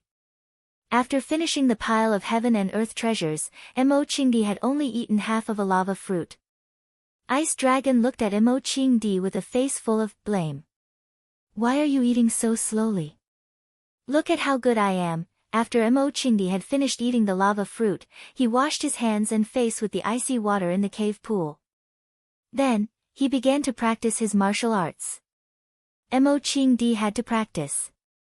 First, it was to resist the bitter cold, so that his body could always be at its healthiest. In this extremely cold place, there were no doctors, and probably no other human beings. If his body became weak or he noticed some other symptoms, then only death awaited him. In addition, Mo was also digesting the energy that the lava fruit gave him. Mo did not know where this lava fruit came from, and he had never even seen a tree with this fruit. However, he could feel that this fruit was very beneficial to his body. The lava fruit was fiery red in color, sweet and juicy, and it felt cool and delicious when eaten. But when the fruit entered his stomach, it began to emit a strange heat. It was like accidentally eating an aphrodisiac like, I love a piece of firewood, causing an inexplicable heat in one's body. If one sat there without moving, this heat would last for a long time. As long as one exercised intensely, the heat would spread faster. Mo had just eaten another lava fruit, so he had to exercise again. Now he had to exercise 3 times a day. Ever since his tendons and veins were broken, he had never been as diligent as he was in this extremely cold place. Every time Mo practiced, Ice Dragon would sit beside him and watch for a while. It never sat or squatted. Because Mo had never entered its real cave, he did not know what kind of posture it was when it slept. Perhaps there were other beauties hidden in the golden house. Thinking of this possibility, Mo felt a trace of anger in his heart. As usual, after watching for a few minutes, Ice Dragon felt that Mo kicks were very boring, so it flicked its tail and rushed into the depths of the cave like the wind. Mo was very conflicted. He wanted to heal his meridians and body, and he wanted to go back to check on the current situation of the Fang family and see if Fang Yan could hold on by himself. If he wanted to go back as soon as possible, he could only kill Ice Dragon, drink its blood, and extract its tendons. However, if he did that, how could he be worthy of its life-saving grace? How could he be worthy of its deep friendship for treating him with good food and drinks every day? It was hard to advance, hard to retreat. He was in a dilemma. Just as Mo was lost in his thoughts, the sound of screams and howls suddenly came from the outside. As Mo listened attentively, a gust of wind blew past him. The transparent puppy had already run out to watch the commotion. This dog. Ever since Fang Yan brought Jiang Shengxin to the Chao Yan Underground Research Institute, she had settled down there. Even though Jiang Zhulu had been taken away by the police and most of the threats to her safety had been removed, she still had no intention of leaving. That place gave her an inexplicable sense of security. Of course, it was indeed very safe there. This was the first time that Jiang Shangxin had come to this neighborhood, and she felt that it was necessary for her to pay a visit to this legendary woman. Lu Chaoge. Her story had become a compulsory subject for the students of various business schools, and her photos and interviews frequently appeared in domestic and international financial magazines. Goddess of Flame, Sexiest CEO, Most Intelligent Woman, #1 on the charity rankings for 3 consecutive years, the actual controller of Chao Yan Science and Technology, and the mysterious woman behind Fang Yan, she was dazzling and full of honors. Jiang Shangxin was a proud woman. However, even such a proud woman like her would be jealous of Lu Chaoge. This woman had lost a lot, but she had gained even more. Before knowing her story, it was hard to imagine how a woman could live such a rich and colorful life. Jiang Shangxin suddenly had this thought, and she couldn't suppress it after it appeared in her mind. Let's go and see Lu Chaoge. Why do I want to see her? Jiang Shangxin thought to herself. Firstly, it was to thank her for being willing to provide her with a place to stay when she was in the most difficult and dangerous situation. Jiang Shangxin was very clear that if it wasn't for Lu Chaoge's permission, Fang Yan wouldn't have been able to bring her to such an important place like Chao Yan Underground Research Institute. Although Fang Yan had a lot of say in Chao Yan Science and Technology, Lu Chaoge was the real owner of Chao Yan. Chao Yan, Chao Yan. The word Chao came before the word Yan. Secondly, it was because of admiration. Jiang Shangxin had known her for many years, and the two of them had quite a bit of history. Before she appeared, Lu Chaoge was Jiang Zhuliu's admirer, and she knew that the Jiang family had always wanted Lu Chaoge to become Jiang Zhuliu's daughter-in-law. After that, Lu Chaoge and Qiang Long Tan had a falling out, and she forcefully tore off a large piece of Longtu Group and left. Naturally, she established her own company and created Chao Yan Science and Technology. The first time they met was by chance at the shopping mall 3 years ago. When she and Jiang Zhulu went shopping, Lu Chaoge and Fang Yan also appeared at the shopping mall. At that time, she only had some appreciation and admiration for Lu Chaoge. She felt that this woman was courageous and knowledgeable, and it wasn't easy for her to get to where she was today to be able to fight with an opponent like Qiang Long Tan. There was also a little jealousy in her heart. At that time, she really liked Jiang Zhulu, and she didn't want the man she liked to be thinking about other women. A current girlfriend and an ex-girlfriend were natural enemies. Of course, it was just a little. Who would have thought that in just a few years, Lu Chaoge would be able to achieve such brilliant and dazzling achievements under the watchful eyes of countless enemies, open spears and covert attacks? How much was Chao Yan Science and Technology worth now? One media outlet had a very good evaluation, "Don't talk about money with Lu Chaoge." Everyone's focus now was on whether Chao Yan Science and Technology could become a great company. Or rather, whether it could become the greatest company in the world. Jiang Shangxin pressed the doorbell, and the door to the courtyard opened very quickly. The moment Jiang Shangxin entered the door, she saw Lu Chaoge, who took the initiative to walk out to welcome her. She was dressed in a white tracksuit and a pair of white sports shoes, and her long hair was tied into a ponytail. She was like a newlywed who had just gotten married and walked out to welcome her guests with a face full of smiles. Jiang Shangxin had never seen Lu Chaoge dressed like this, but deep down, she had to admit that this Lu Chaoge was really beautiful. She was even more beautiful than when she was on the cover of a magazine. Chapter 619. In the media, Lu Chaoge was aloof and elegant, just like a goddess in the clouds. While people worshipped her, it also created a sense of unreachable distance. In Jiang Shangxin's eyes, Lu Chaoge was smart, sharp, and cold. She was good at forbearance. Some people described Jiang Zhuliu's father as a scalper and a dog. However, Jiang Shangxin felt that Lu Chaoge's scheming ability and ability to hide her emotions were not inferior to Qiang Long Tan's. When she was still a child, she already knew how to deal with the murderer who killed her parents and won, and finally avenge her parents. How much willpower did it take? There was an old saying that went, "Kings don't meet kings." Because of some reason, Jiang Shengxin would more or less see Lu Chaoge as her competitor. However, when she saw Lu Chaoge come out to greet the guests in such a simple home attire, Jiang Shengxin suddenly realized that she might never be able to catch up with Lu Chaoge's footsteps. Some people did it as if it were heavy, while others did it as if it were light. Perhaps, in her heart, she had never seen herself as a competitor. It was a fortunate and sad thing. I'm sorry to disturb you so abruptly, Jiang Shengxin looked at Lu Chaoge and said apologetically. Lu Chaoge smiled, and it was like a spring breeze blowing on her face. Jiang Shengxin dared to swear that no media could capture such a smile from Lu Chaoge in the past. Because Jiang Shengxin had studied Lu Chaoge's appearance records, she had never smiled before. At this moment, Lu Chaoge was blissful, and that kind of bliss was emitted from the inside out. It was like a woman who couldn't help but smile foolishly after falling in love, and she couldn't hide it even if she wanted to. Lu Chaoge took the initiative to stretch out his beautiful palm toward Shengxin and said in a gentle voice, I was supposed to be the one to visit you, but I've been too busy recently. I'm very happy that you're here as a guest. Jiang Shengxin sighed to herself. This woman was indeed a formidable person. When he was in trouble, he came to seek shelter, and even until now, he was still living in the underground research institute under her name. She didn't mention or ask about it when she saw him, as if she didn't know about it at all. Needless to say, that was the most embarrassing period of time for Shengxin.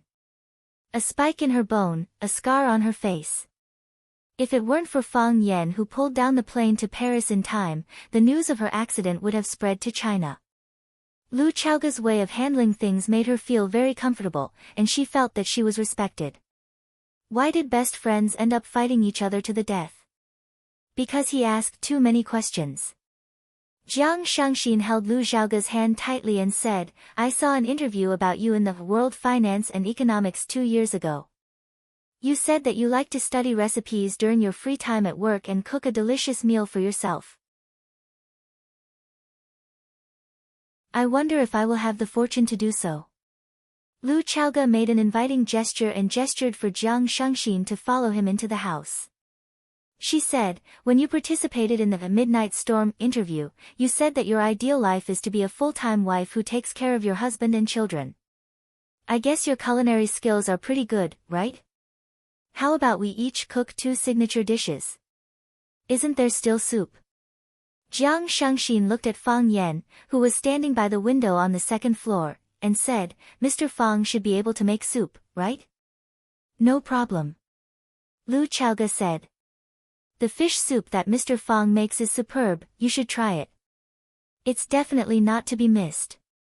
Jiang Shengxin's face was full of smiles and she said, in that case, I can have a good meal today. Fang Yan did not know that he had fallen into the trap of the 2 women. At this time, he was standing on the balcony and calling his grandfather, Fang Hui. Don't always play with the bird. How old are you? Why are you always fighting with a parrot? Fang Yan comforted him. Fang Yan talked to his mother on the phone, and Lu Wan said that his grandfather was in a bad mood these days. The King Kong eagle that he had raised for 3 to 4 years suddenly ignored him. In the past, the man and the bird would have quarreled with each other every day.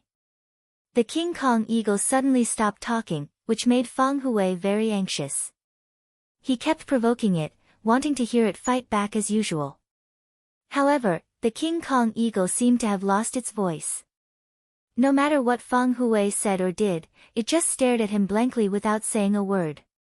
Later, Old Master Fang Hui seemed to understand something, and he stopped talking. The man and the bird stared at each other for a long time. This made Lu Wan very anxious, so she called Fang Yan to persuade Fang Hui. So what if I'm old?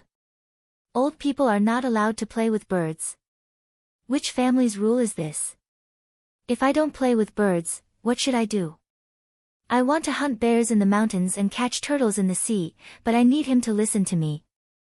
If he doesn't listen to me, where can I go? I can only play with the old bird to kill time. Fang Yan felt bad and said guiltily, Grandpa, why don't I go back and bring you to Huacheng? Didn't you say that? When you were young, you were invincible in Huacheng. Now that you are back in the old place, maybe you can recall your past glory. Is that alright? I will book a ticket back to Yanjing tomorrow. Go, go, go. I am living well in Swallow Dock, why would I go to Huacheng? Let me tell you, I am not going anywhere, you don't have to think about it. Fang Hui refused firmly. Then I will go back and stay with you for a few days. Fang Yan said with a smile. I also want to eat my mom's pork stewed with vermicelli. Fang Hui sighed and said, Fang Yan, don't bother. I know what you are thinking, and I understand your filial piety. But Huacheng is full of things now, you can't leave, and you can't leave. Are you worried that I will become demented like that old bird? Or are you worried that I will leave with it one day? Grandpa, Fang Yan said in a sorrowful voice. His father passed away, Mo Qingdi went missing, and the two closest men to his grandpa left. His father was his grandpa's son, and Mo Qingdi was also his grandpa's son. Although he had never said anything in the past few years, and would never confide in anyone, his heart was just too bitter. He was such a proud man, how could he bear such a blow? In the 3 years that Fang Yan suffered, Grandpa Fang's body became weaker and weaker. No one knew when the oil lamp would burn out. Even a gust of wind could blow him out. Birth, old age, sickness, and death are human nature. Who can defy the heavens? Fang Hui said gently. His words carried the bleakness of the autumn wind and the falling leaves. I don't know how much merit we have to cultivate for the heavens to let us come to this world. Originally, it should have been you going your own way and I going mine, but because we had unresolved grievances in our previous lives, I became your grandfather, and you became my grandson. Fang Hui, have never let down the heavens, and never bow down to anyone. I have trained hard and lived my life seriously. My life has come to an end, and I have lived my life to the end. But your life has just begun. You haven't lived a single Cho Mao Yin yet. You have to continue working hard and don't waste your time on an old man like me. It is too precious. We can't afford to waste it. Grandpa, is there anything more important than spending time with you? Fang Yan endured the pain in his heart and said with a smile, there are shortcuts when it comes to being a person or doing things. For example, if I want to practice martial arts, I have to find a good master. You and the old drunkard are good masters. They can teach me quickly and help me improve faster than my peers. It is the same with being a person. If I want to live a single Cho Mao Yin, I will stay by your side and listen to you tell me about the ups and downs of life. I like the stories you tell me, and they contain profound philosophy. After listening to you for 30 to 50 years, maybe I will become the smartest person in the world. Fang Hui was amused by Fang Yan's words. He laughed and scolded, Bullsh *T. How many stories do I have to tell you for 30 to 50 years? At that time, I will be more than 100 years old, and you will be 70 or 80 years old. A 100-year-old monster telling a 70 or 80-year-old man how to be a person. If someone saw this scene, they would have a heart attack. Hearing his grandpa's hearty laughter, Fang Yan felt a little better. He said, if someone saw this scene, they would definitely think of us as immortals. I am an old immortal, and you are an old immortal. I will give you 2 roasted chickens and a pot of plum wine. We can even have a drink. You're just making things up, kid. Fang Hui said with a smile. After a pause, old Master Fang said in a deep voice, I went to see Master 2 days ago. I will go to Master and ask for justice for you. What did Master say? Fang Yan's heart sank as he asked aloud. Bai Xiu was Master's student. Bai Xiu and Jiang Junling had planned that fatal trap, but in the end, Fang Yan had counterattacked and stabbed Bai Xiu to death. Did Master know what Bai Xiu had done? What would Master think about Bai Xiu's death? Fang Yan had to consider these questions, and he had to think of the worst. Master said. Old Master Fang Hui's voice was low and powerful. He said, he should give you an explanation for this matter. He asked you to come back when you have time. You should come back too. That child Wenwan seems to be advancing again. If you don't work harder, you will fall behind her again. You will be bullied by women for the rest of your life. I understand. Fang Yan said with a smile. When Fang Yingying and Fang Haohan came to Huacheng, they had said that Yu Wenwan had gone into seclusion again. During this time, Fang Yan had been unable to contact her. Every breakthrough was a rebirth. It was full of hope, but also unknown danger. Fang Yan wanted to go back and face it with her. I will go back as soon as possible.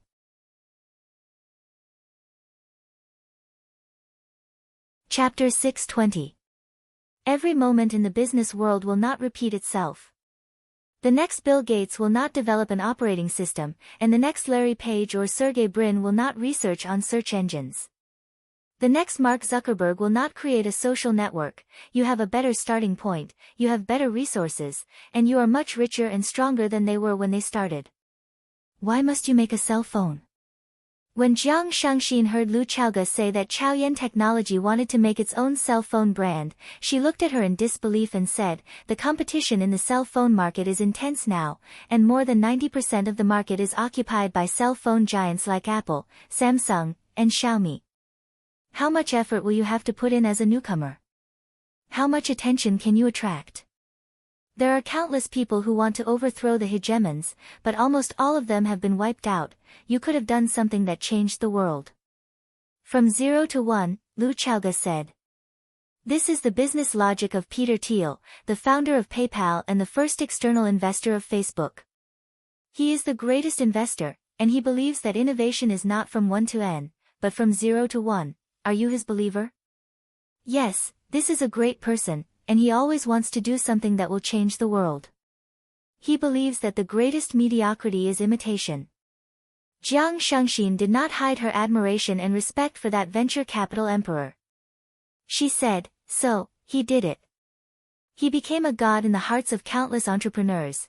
You should be such a person, and not repeat the same things as those mediocre people. You have the Chaoyan Empire, and you have a technological killer like the Rubik's Cube. How much technology can a cell phone have? No matter how great those cell phone manufacturers are, they are only at the level of technology that those small factories in Shin City can achieve. Even the standby time is longer than those branded phones.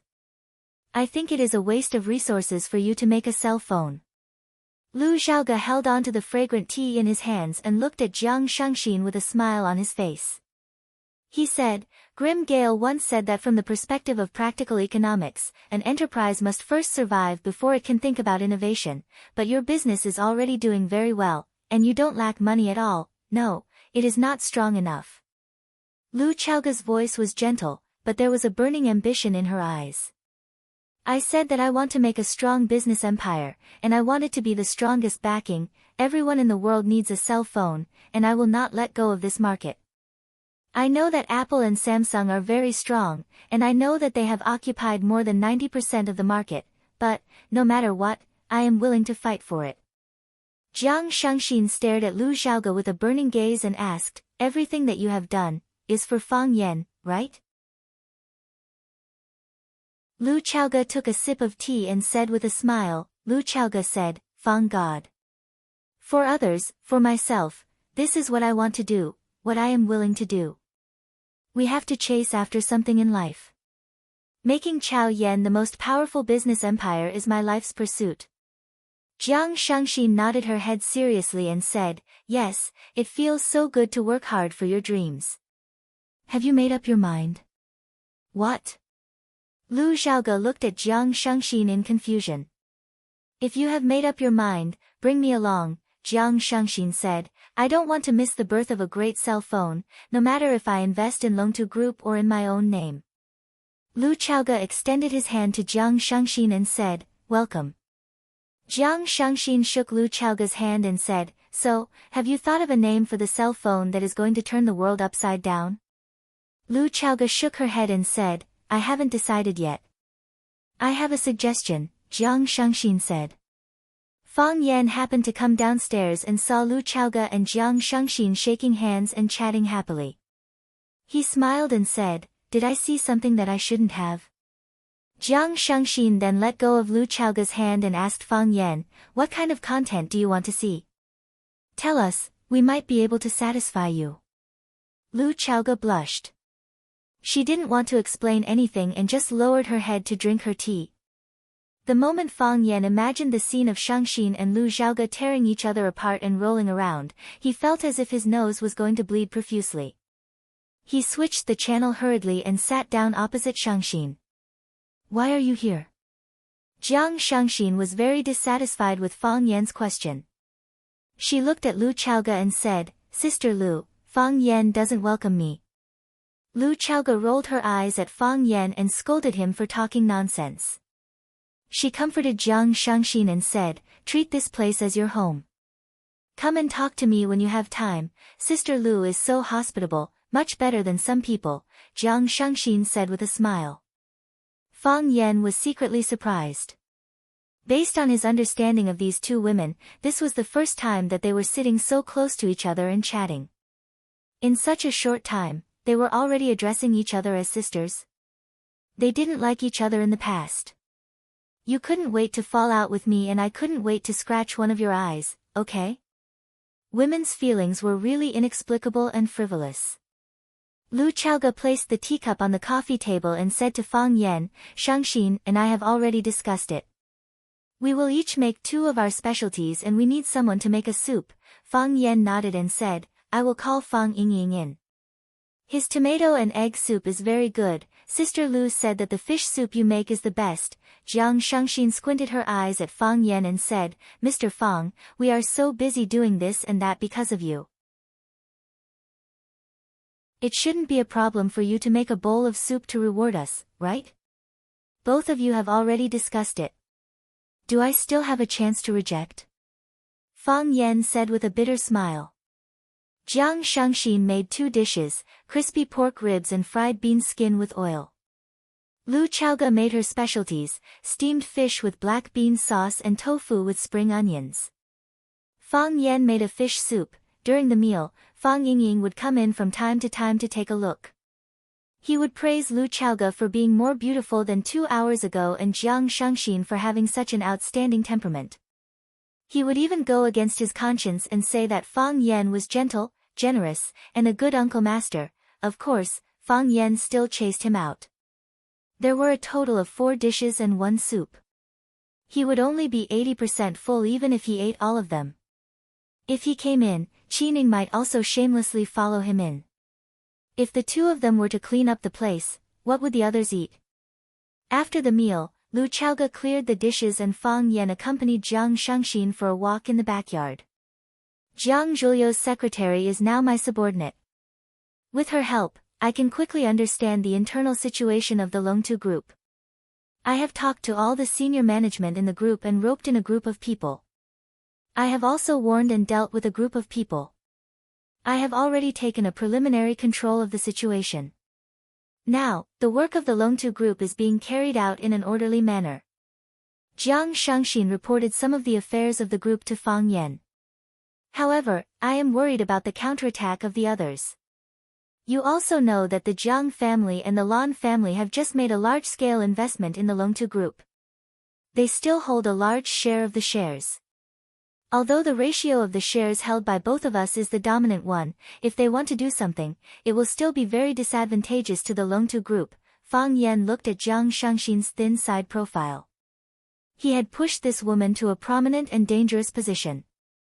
She had managed to control such a complicated situation in a short period of time. He had to admit that she was extremely strong in terms of temperament and ability. Given time, she would probably become another all-powerful business leader. "You don't have to worry about the Lan family," Fang Yan said. Jiang Shengxin's eyes were filled with joy. She said, "Have you settled the discussion with the Lan family?" Fang Yan shook his head and said, "I have not discussed it with the Lan family." Jiang Shengxin was a little disappointed. However, she did not hide her emotions in front of Fang Yan. She said, "Since the discussion has not been settled, why do you say that I don't have to worry?" "Because I have discussed it with the old master of the Lan family," Fang Yan said with a smile. "When?" Jiang Shengxin smiled again. 3 years ago, when you confronted Jiang Junling, the Lan family chose you. However, the Lan family chose Jiang Junling. Left with no choice, the Lan family could only leave the Lan family and become the laughingstock of the entire Huacheng and the circle of young masters. Many people said that he was stupid. For a guy who had just emerged, he did not hesitate to give up his biggest backing. Without the support of the Lan family, would the Lan family still be the Lan family? What right did he have to become one of the 4 talents of Huacheng? It had only been slightly more than 3 years. Everyone already knew about the accuracy of the Lan family's foresight. Those who had mocked the Lan family are probably thinking of ways to get close to him now, right? The fact that the old master of the Lan family could choose to stand on our side is a huge boost to our abilities. The Jiang family can't hold the fort alone. The Longtu group is no longer at risk. I have not met the old master of the Lan family before. Fang Yan said, however, since we can address him as the old master, it proves that he is a wise old man. If I were him, the best way to get out of this situation now would be to transfer all the shares of the Longtu group that the Lan family holds to the Lan family. In this way, not only will they not lose their face, but they will also be able to preserve their reputation. Most importantly, he has given me a difficult problem that I have to solve. Jiang Shangxin's eyes flickered. She said, he is a schemer. In this case, are you going to accept the shares of the Lan family?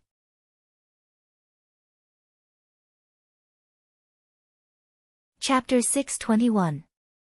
If you were me, what would you do? Fang Yan asked. If you accept it, it will definitely make Lanshan Valley feel disgusted. After all, he was the one who stood on your side from the beginning.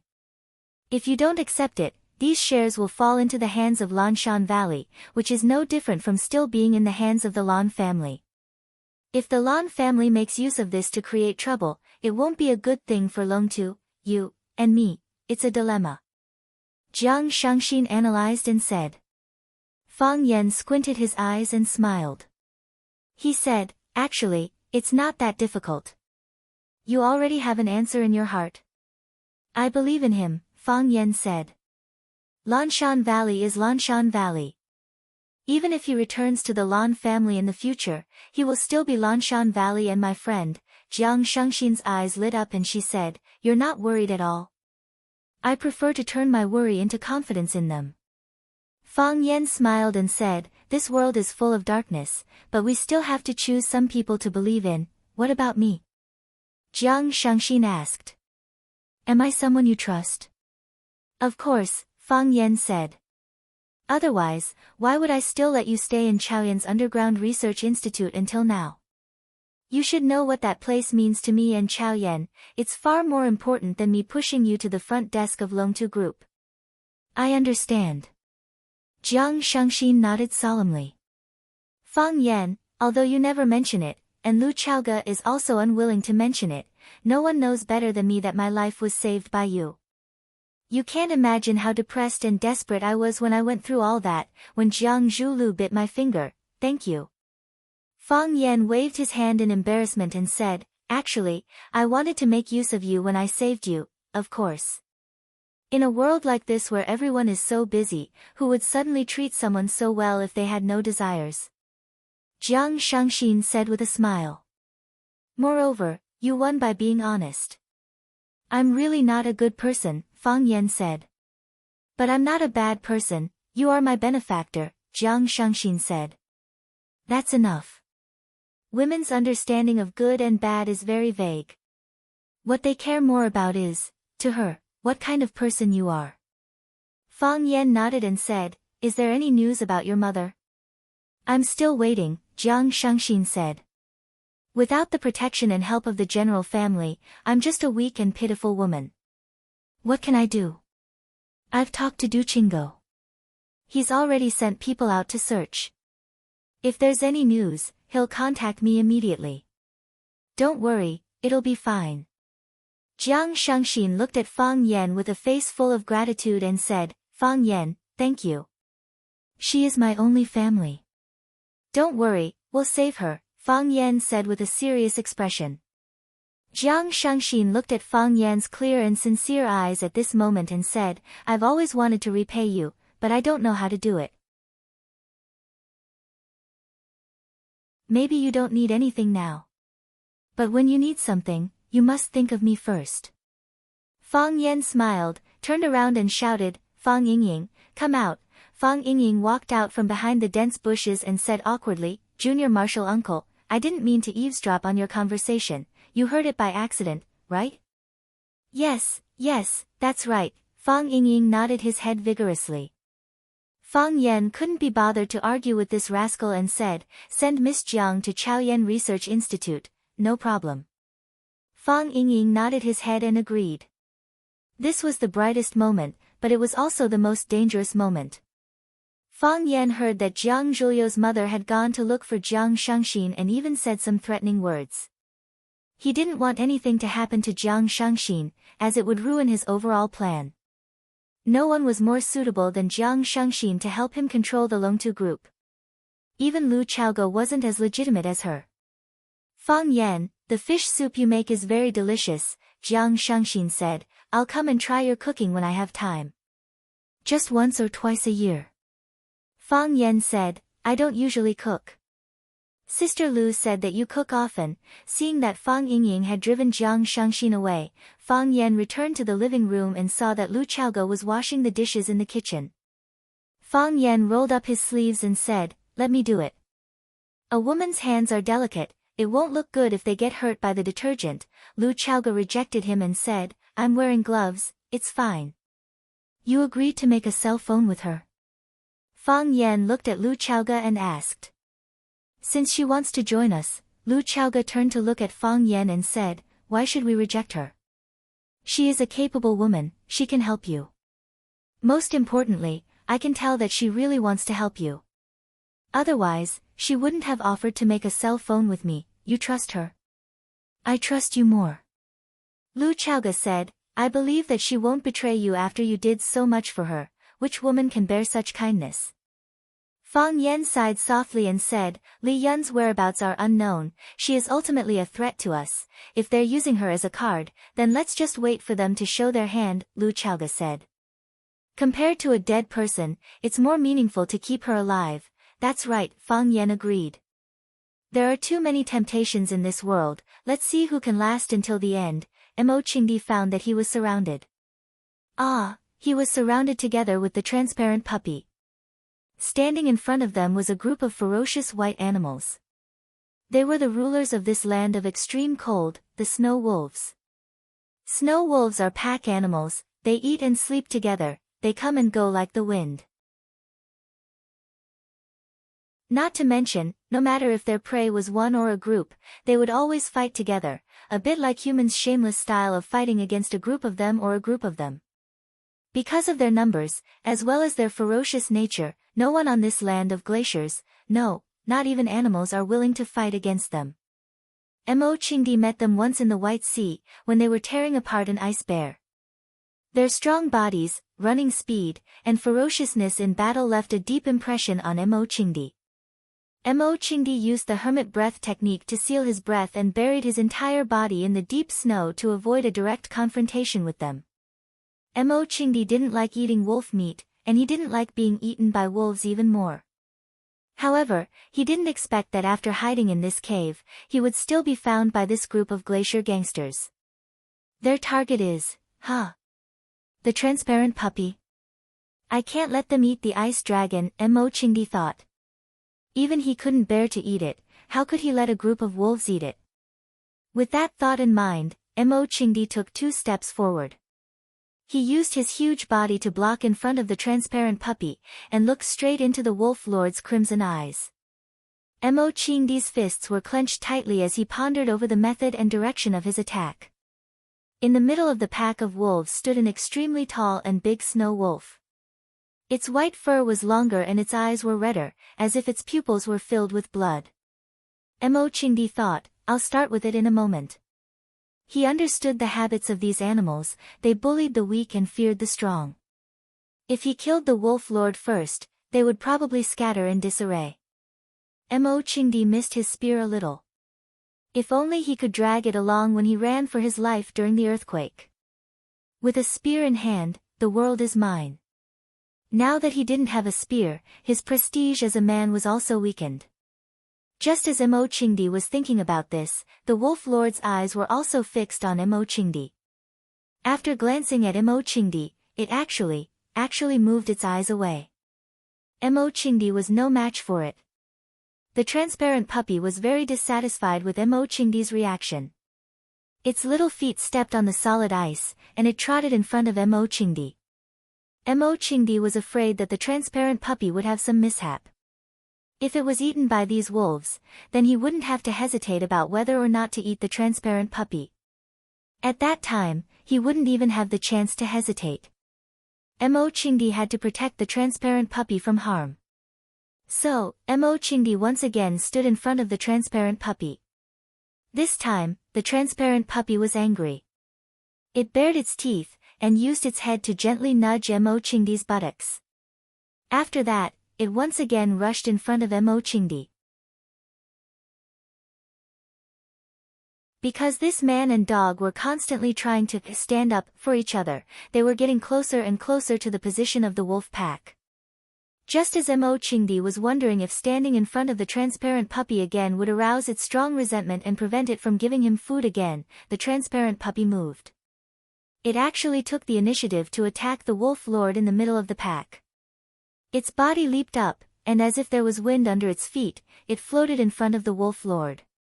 The Wolf Lord's eyes became even redder. Its body crouched down, and then like a cannonball, it rushed toward the transparent puppy. The Wolf Lord's body was strong, and its size was much larger than the transparent puppy. In Mo Qingdi's eyes, the transparent puppy had no chance of winning. It opened its bloody mouth towards the transparent puppy's neck, and its sharp teeth emitted a frightening cold light. "Be careful," Mo Qingdi shouted. He didn't know what to call its name, but at this moment, the life and death of the transparent puppy made him extremely worried.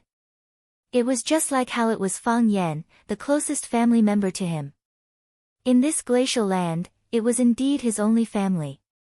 The transparent puppy's neck was bitten by the snow wolf. No, that was just his imagination. Just as the snow wolf's slender teeth were about to pierce through the transparent puppy's neck, the transparent puppy's body unexpectedly drifted again, and in a flash, it jumped on top of the snow wolf's head. A dog stepping on the head of a wolf, such a scene, was really quite creepy. It was the Great Wolf Lord, and it was actually being stepped on by a dog. The Wolf Lord was really angry. "Woo!" It looked up to the sky and howled, as if it was going to tear its skin and drink its blood. "Woo!" The majestic howl with hidden anger turned into a painful whine, because the ice dragon had bitten off half of its head.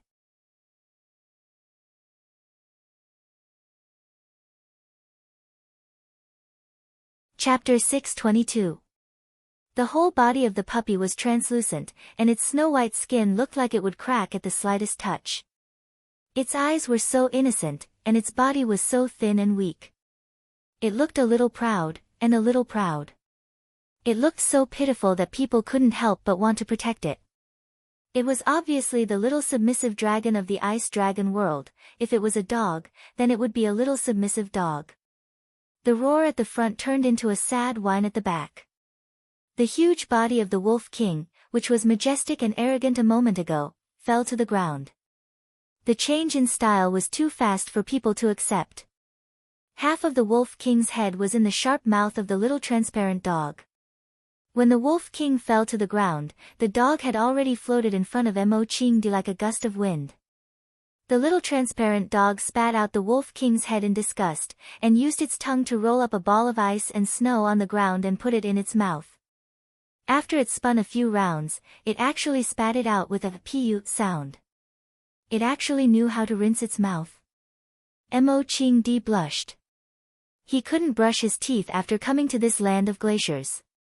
Every day, he just grabbed a handful of ice and chewed it in his mouth. He felt that he was not as clean as the little transparent dog. Ice Dragon turned his head to look at Mo Qingdi with a smug look on his face. It spat at Mo Qingdi, as if to say, "Look how powerful I am." Mo Qingdi's mouth twitched, but no words came out. Defeating the Snow Wolf King in one round, it certainly had the right to show off. The tragic death of the Wolf King immediately made the wolves restless. They retreated in unison, staring fiercely and vigilantly at the little transparent dog in front of them.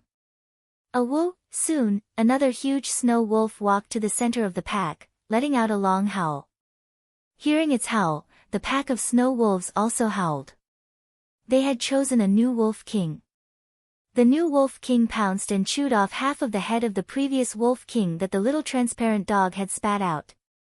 With a mouth full of blood, it howled again. Its hind legs were bent, and its body was bent back, as if it could pounce on the prey in front of it at any time. At the same time, the other wolves also bent their hind legs to attack. They were ready to unleash their shameless nature and carry out the wolf pack tactics that they had always won. The transparent dog bit the Wolf King to death in a single round, displaying its extraordinary combat ability. However, there were close to 100 snow wolves in the surroundings, and the little transparent dog seemed to be alone.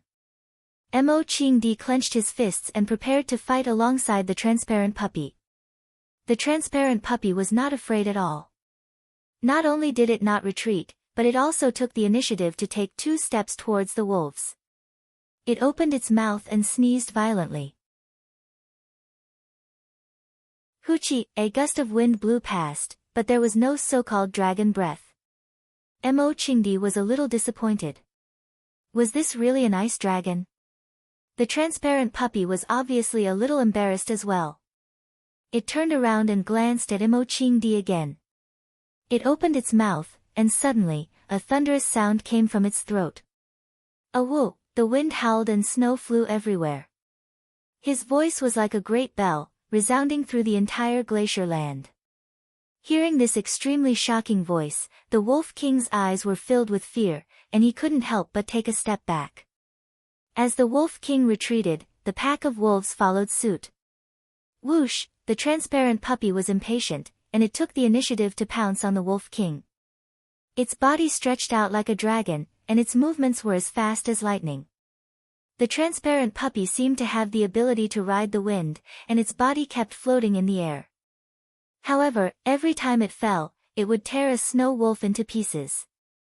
The transparent puppy, no, the ice dragon had activated its killing mode.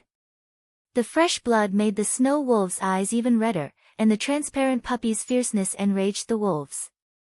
They surrounded the little transparent dog, pouncing forward and launching death charges again and again. Mo Qingdi stood there very leisurely, and very dispirited. There was no one else in his eyes, only the ice dragon.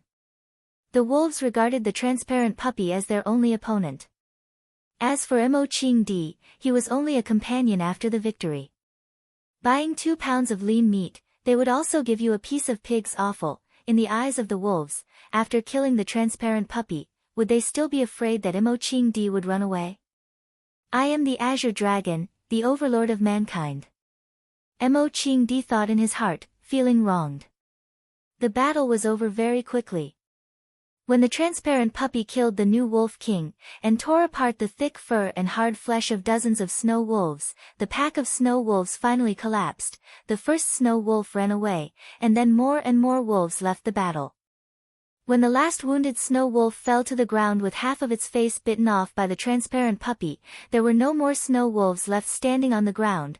The blood of the wolves dyed the glacial ground red, and the corpses of the wolves were scattered everywhere. The transparent puppy stood in the middle of the battlefield, with the posture of a god of slaughter. Mo Qingdi sighed softly. This was the demeanor of a divine dragon. The transparent puppy turned its head, and walked step by step to stand in front of Mo Qingdi. Mo Qingdi stared into its eyes, and suddenly felt that the transparent puppy was no longer the transparent puppy he knew when he first met it. It had grown up, and become a real dragon. Ice Dragon. The transparent puppy stood in front of Mo Qingdi, and looked at him with resentment, and then stretched out its head to rub against Mo Qingdi's thigh. Are you a dragon? Mo Qingdi shouted in his heart. You are the legendary Ice Dragon, a noble creature written in the records of strange creatures. Where is your pride? Where is your dignity? Mo Qingdi was confused in the wind. Blue Sky Club. In a private room that was isolated from the outside world, Fang Yan was performing the tea ceremony with smooth movements. With the rise of his status, the current Fang Yan almost didn't need to make tea himself. No matter which club he went to, there would be a professional tea master standing by his side to serve him. Today, Fang Yan was in a good mood, so he took the job from the tea master, and brewed a pot of good tea himself to share with his friends. Fang Yan brought the transparent glass teacups to Lan Shanggu and Lu Shu, and even gave the tea master next to him a cup. The elegant and beautiful tea master wearing a cheongsam looked at Fang Yan with excitement and asked, "Sir, did you just use the eye-pointing technique?" Fang Yan smiled and said, "Outside, it is called the eye-pointing technique, we call it the phoenix 3 nods. When you point the water, doesn't it look like the phoenix nodding?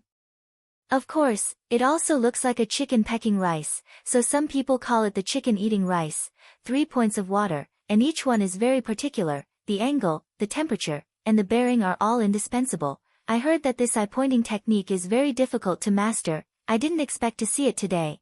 The tea master held the cup and greedily sniffed the tea, then said, "Let me offer you a cup." Then, she drank the tea in one gulp. Fang Yan smiled and took a sip of the tea, then said, "No rush, be careful, it's hot." Lan Shanggu laughed and said, "They say that this is a society that values appearance, but I don't think so. If you are talented, you can still win the affection of beautiful women, right? Hope, don't you think that young Master Fang is very powerful? He's not married yet, do you want me to help you two get together?" The tea master blushed and said coquettishly, "Young master, don't laugh at me. Hope's beauty is ordinary, how can she be a good match for Mr. Fang? He likes tea, you also like tea, you are people of the same mind, how can you say that you are not a good match?" Lan Shanggu said teasingly, "I can see that Hope really likes our young Master Fang. Listen, she only said that her beauty is ordinary, and she is afraid that she is not a good match for Mr. Fang. If she is a good match, she is very willing to be a good match." Zhao Shiji took the initiative to pour tea for the people in front of her, then said, "You guys talk, I'll go out first." After saying that, he hurriedly ran out. Women are the best mediators. After joking around with Zhao Shiji for a while, the atmosphere in the room suddenly became relaxed and cheerful. Lan Shanggu held the teacup and carefully sipped it, then said, "Young master, I don't know much about tea, but I have drunk countless tea, but I have never drunk this kind of tea. The leaves look ordinary, but the taste of this tea is the best I have ever tasted. It is the best tea I have ever tasted."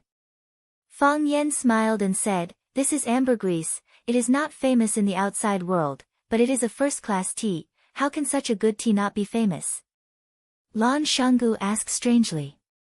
"I will find someone to collect some, and in the future, I will specially provide it to the customers of the Blue Mountain Club." Fang Yan shook his head and said, "No need."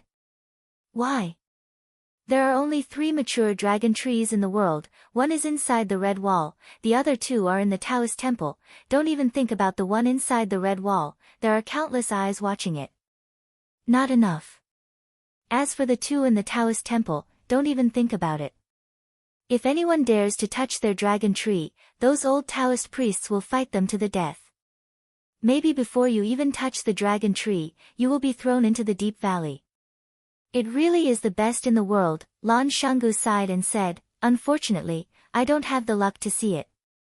I have never seen a dragon tree before, I only stole a little bit of ambergris tea from the Taoist priests. I thought you might not have seen it, so I brought it out for you to try. Isn't this harming people?" Lan Shanggu smiled bitterly and said, "After drinking this ambergris tea, how can other tea be tasted? If I knew this would happen, I wouldn't have drunk it and just drank my big leaf tea. There is no difference if there is no comparison after all." Fang Yan smiled and said, "If you really like it, I will think of a way to get more for you." "No, no," Lan Shanggu hurriedly waved his hand. "This thing is addictive. The more I drink, the more I get addicted. If I get addicted, and young Master Fang suddenly stops giving it to me, then wouldn't my life be worse than death? That's why I don't want something that I can't handle. Young Master Fang, don't you think this makes sense?"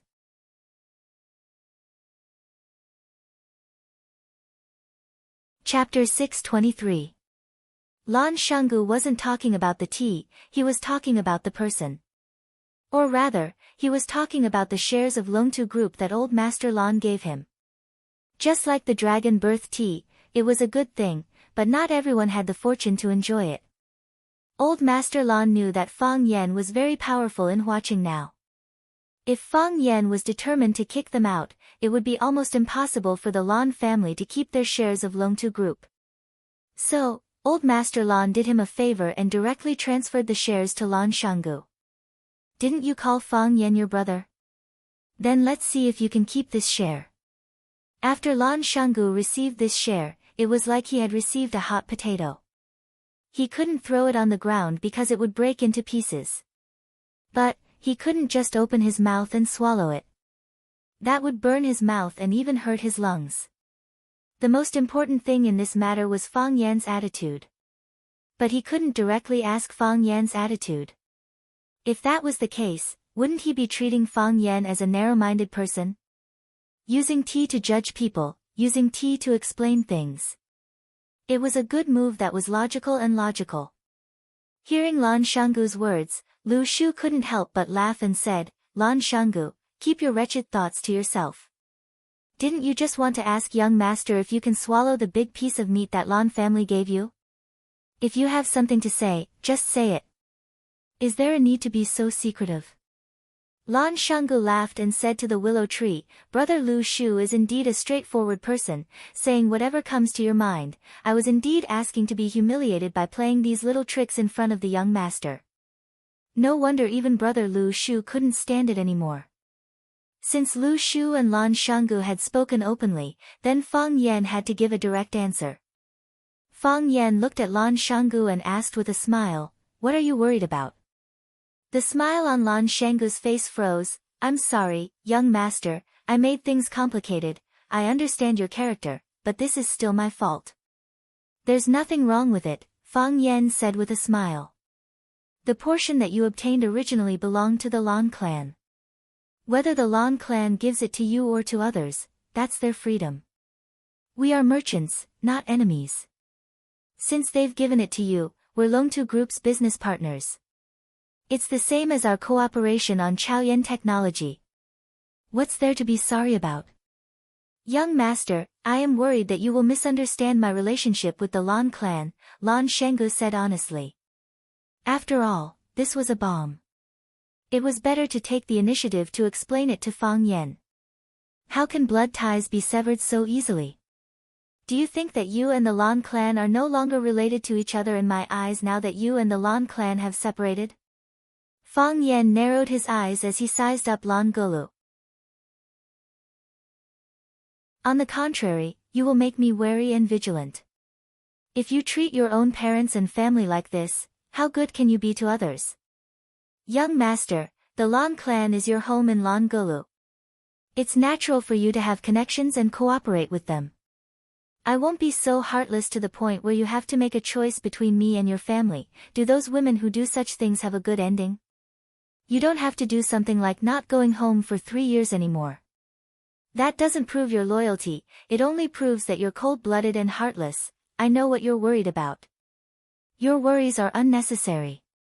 Since the Lan clan's old man has transferred that portion of the shares to your name, then you should accept it properly. I'm happy to see you accept it, and I also want to congratulate you. Young master, I was wrong, Lan Shanggu apologized sincerely. I've underestimated you. You're more forgiving than I thought. It's not my money, why should I be forgiving? Fang Yan said with a smile. Lu Shu's eyes sparkled. He looked at Lan Shanggu and said, Congratulations, you've inexplicably gained such a large sum of money. Lan Shanggu glanced at Fang Yan and said to Lu Shu, Brother Lu, are you interested in playing with young master in the energy industry? Lu Shu instantly understood what Lan Shanggu meant. He smiled and said, Of course I'm interested. Unfortunately, I don't have the chance to enter.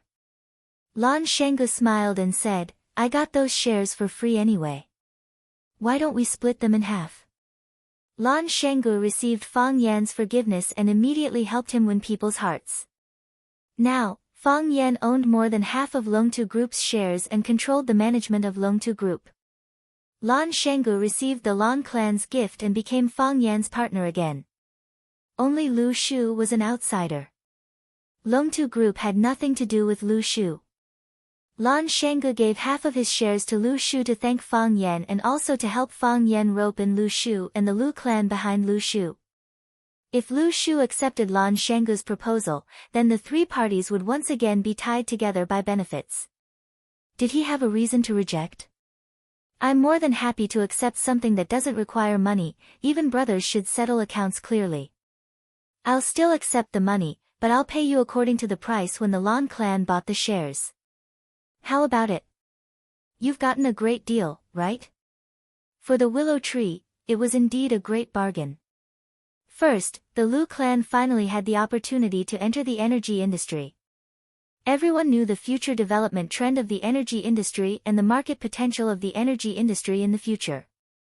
The earlier they entered, the earlier they would have the right to speak in the future world. If it wasn't for the energy industry, the Lu clan wouldn't have made such a risky move with Lu Chaoga's aunt. How would Lu Shu fall into Fang Yan's hands and be injured to this extent? Second, he and Lan Shanggu could be more closely tied to Fang Yan's warship. Advancing and retreating together, sharing benefits. The two largest energy industries in Huaqing were Chaoyan Technology and Longtu Group. The big brother and the second brother were natural enemies. Previously, the two companies were indeed at loggerheads. But now, both Chaoyan Technology and Longtu Group had almost fallen into Fang Yan's hands, that was to say, Fang Yan had almost monopolized the energy industry in Huaqing. In this case, anyone who wanted to enter the game in the future would have to greet Fang Yan or get his approval and blessings. If these two companies could work together, then the influence they could bring would be national or even world-class. No energy company or organization could ignore their existence. At that time, Fang Yan would become the world's most famous energy king. Who wouldn't want to have a relationship with such a person? Lu Shu raised the teacup in front of him and solemnly toasted Lan Shanggu. Lan Shanggu laughed and said, "It's rare to see brother Lu Shu not being hostile toward me." At this moment, Fang Yan suddenly made a shushing gesture. Lan Shanggu and Lu Shu thought that Fang Yan had discovered something, so they hurriedly listened. There was the noise of laughter outside, the sound of wine glasses clinking, and the tinkling of a zither. The sound of the zither was clear and sharp, but intermittent. It floated beyond the ninth heaven, faintly discernible and faintly discernible. It hit your heart hard, making you feel pain. Just when you were waiting for its second attack and prepared to be attacked again, it suddenly disappeared with a whoosh. It made people feel empty in their hearts. This was an unfinished song, youth. This was a story without an ending. This was a brushing shoulder in the crowd, this was a look of deep love when you were sheltering from the rain under the eaves. It was unknown, and it was fruitless. It was regret, and it was a lament. In an instant, Fang Yan's thoughts changed. He didn't know where his spirit and soul had flown to. Fang Yan was shocked when he came to his senses. He was a martial artist, a person with a firm mind. He had the protection of the heart of Tai Chi, so the decadent music outside had no effect on him. But why did this music remind him of so many things? Why did it make him lose his mind? At that moment, if someone attacked him, he might not be able to keep his life. Fang Yan looked at Lan Shanggu and Lu Shu and found that they also had dull expressions. They were obviously immersed in their own memories of the past. Their willpower wasn't as strong as him, so it was even more difficult for them to get out of this music. This was a magical music that could confuse people's minds. When the music entered the ears, the entire world around them disappeared. When the music ended, they returned to this noisy and chaotic world. Lan Shanggu's face was full of fascination. He said, "Who played this song? It's really rare to hear it in this world. I'm not afraid to say it out loud, but just now, I suddenly remembered my first love in middle school. Although I have long forgotten her name. I thought I had long forgotten about this person. It turns out that some things have always been hidden in the bottom of my heart. Lu Shu also remembered many old memories, but his personality was gloomy now and he didn't like to talk much. I don't know who played this song, Lu Shu said. Such a wonderful person, no matter what, we should make friends with her. Lan Shanggu nodded and said, I really don't know when the Blue Mountain Club recruited such a brilliant musician.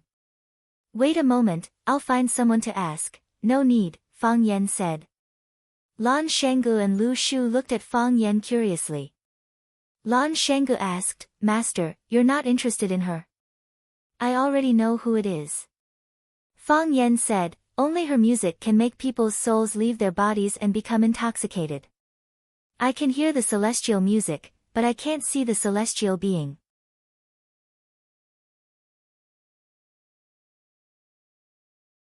Chapter 624. Young Master Fang already knows who the immortal is before meeting her. Lan Shanggu said with a smile, since she's an old friend, then all the more reason to invite her over. Are you afraid that Lu Shu and I will steal your limelight? You don't have to worry about this. Lu Shu and I are indeed a bit more handsome than you, but as long as it's a woman that young Master Fang values, even if we admire her, we definitely won't pursue her.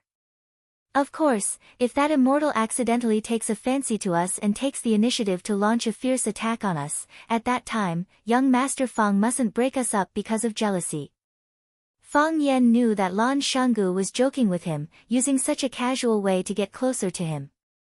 This was a man with a high EQ, with him joking around, it made people feel much more relaxed. If he were to sit there with the willow tree with a gloomy face, speak sarcastically, and look at people with a hidden ominous glint, perhaps Fang Yan wouldn't even be able to hold on for a minute. He would have long made up an excuse like his puppy was about to give birth to a second child and run away. Fang Yan shook his head, looked at Lan Shanggu and said, we're not old friends. I know who she is, but she doesn't know who I am. Plus, we've never met before.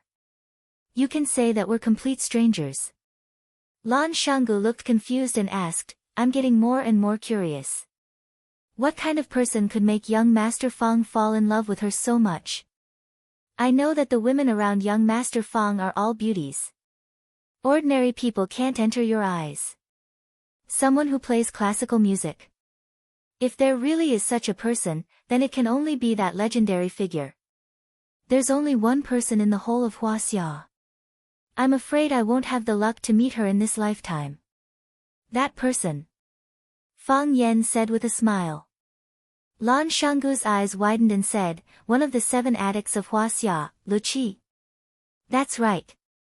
Fang Yan nodded with a smile. When I was in Beijing, I was fortunate enough to hear one of her performances. I only heard the music but didn't see her. However, it was enough to be unforgettable. He subverted my understanding of music and magnified all kinds of positive and negative emotions hidden in the bottom of my heart. It made it difficult for people to extricate themselves from the past. Some were sad, some sighed, and even more wept. My voice lingers for 3 years. When I first heard the sound of the zither, I didn't have such a strong feeling. But towards the end, I once again fell into an uncontrollable mood. I think that a musician of this level is not something that can be found easily. Only she had such an ability. Who else could it be if not her? Yes. I've also heard of an interesting story about music fanatic. Lan Shanggu said seriously, it said that when someone listened to Music Fanatic's live performance, they were so excited that they ran around naked. This kind of baseless thing, Fang Yan's cheeks were slightly red, and she had the urge to strangle those people who were gossiping around. It's usually a marketing event for the company behind the scenes. Entertainment companies often use this kind of method to promote their artists. I didn't expect that a fairy like Music Fanatic would also use it. It seems a bit vulgar, and doesn't match the identity of Music Fanatic Huaxia's 7 fanatics. Who doesn't know how to market? Lan Shanggu said with a smile. Fang Yan carefully examined Lan Shanggu's expression, wanting to see if he knew what happened at the Maple Leaf Club that night. To his disappointment, he got an affirmative answer from Lan Shanggu's face. He knew everything that had happened that night. He even knew that the streaker was sitting in this private room. He was deliberately teasing him with this matter. That was the resonance between the heart of Tai Chi and the music, causing the internal energy in the body to run wildly, and the clothes on the body burst. Fang Yan tried hard to explain. You don't understand. Yes. I don't understand. Lan Shanggu said. Many people present didn't understand either.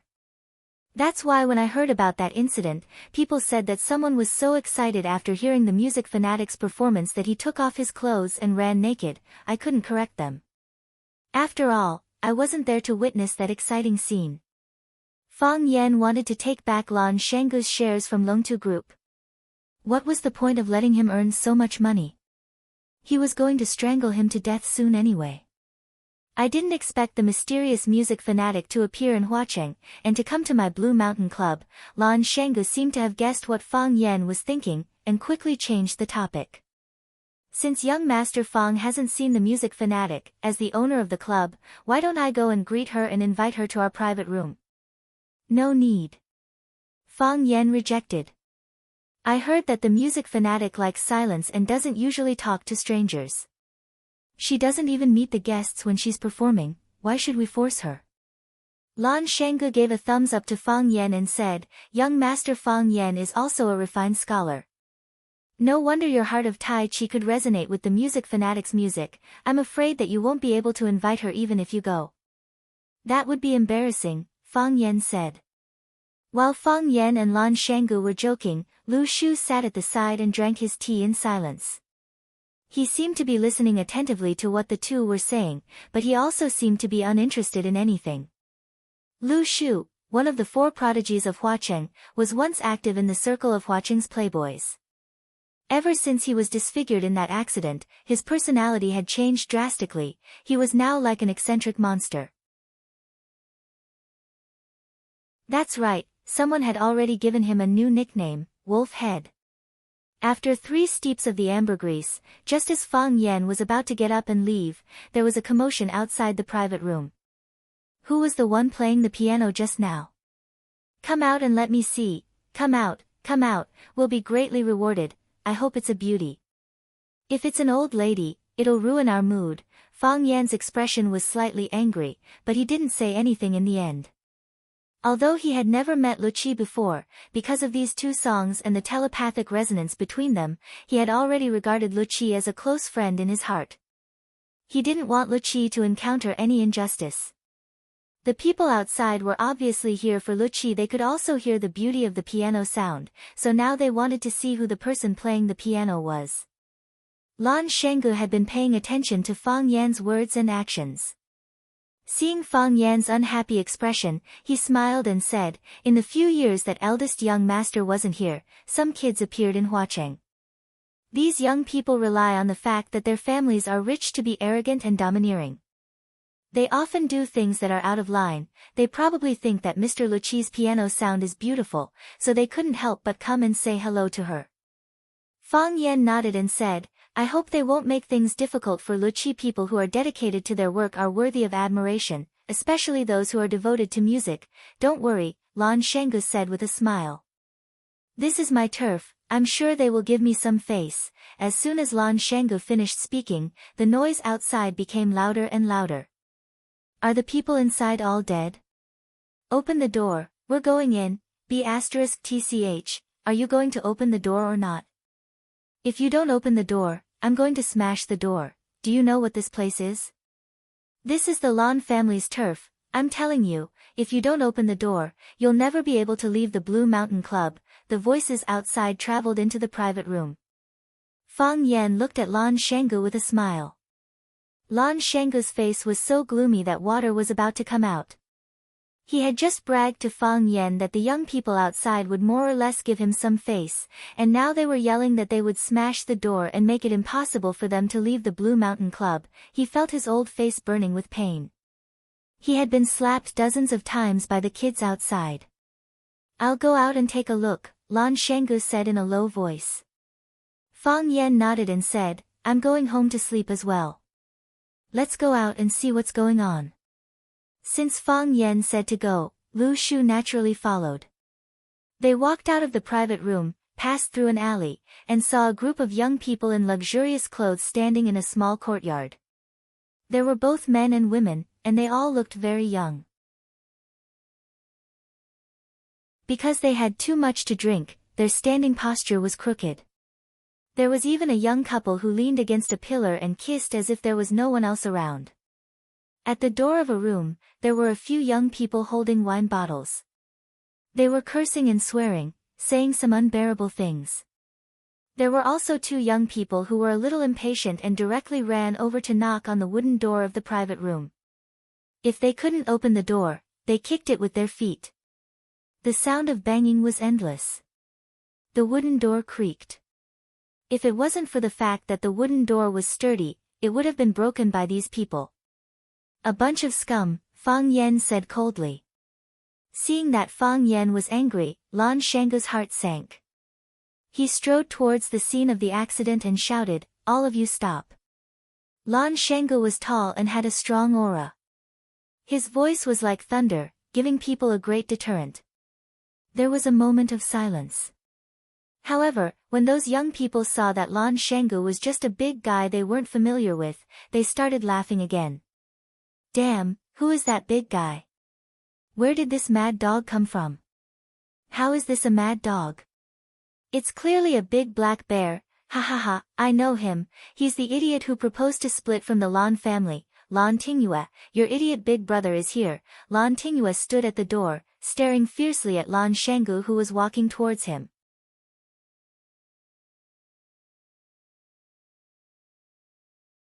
Chapter 625. The old hatred had yet to be resolved, and now there was a new one. Lan Tingyue hated Lan Mountain Valley. This hatred stemmed from the excellence of Lan Mountain Valley in the past and the jealousy in his bones. However, he didn't expect that 3 years ago, he would make a mistake and cause his own death. If he hadn't left the Lan clan, which young master in Flower City would dare to look down on him? Just because of a few words in front of the house, Lan Tingyue's newly bought Lamborghini was hit by a Hummer and turned into scrap metal.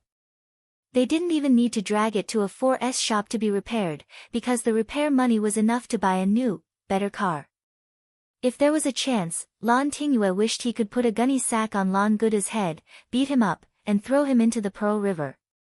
However, he knew that the possibility of this happening was too low, because the Lan Mountain Valley was too ferocious.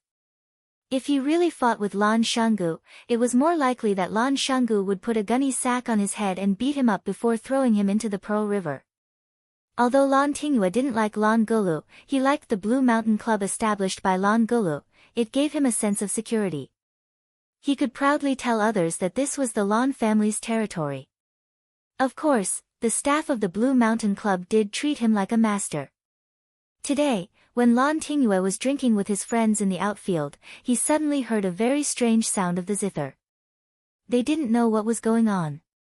After hearing the sound of the zither, all the friends present felt uncomfortable.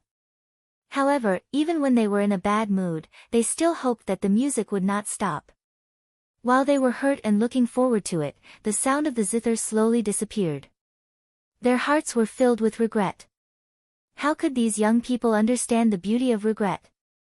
Lan Tingyue immediately summoned a club member who was familiar with him and asked him where the sound of the piano came from.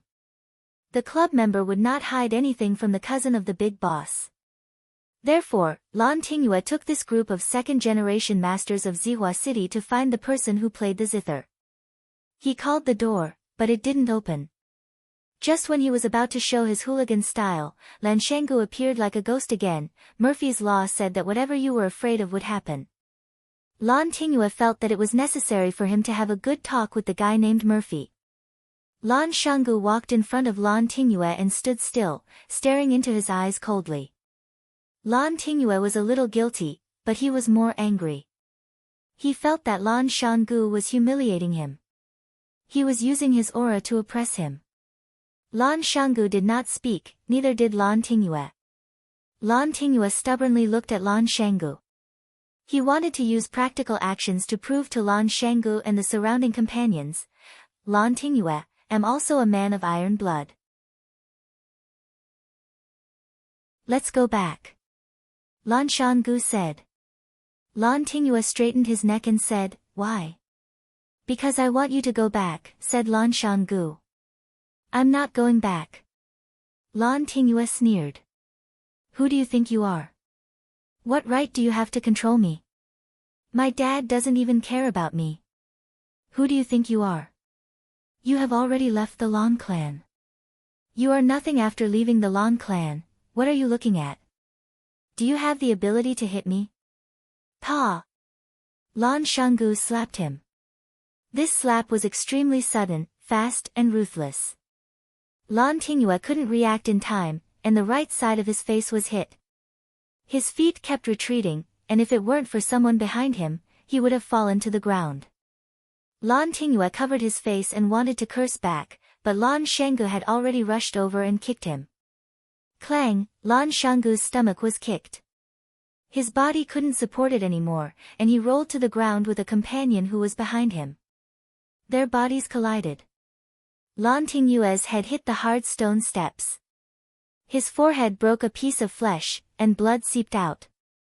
The companion behind him was even worse off. Half of his waist was hit by the stone steps, and he felt like his body was going to break in half. Lan Tingyue only felt dizzy, and his eyes stared at Lan Shanggu timidly, afraid that he would go crazy and charge at him again.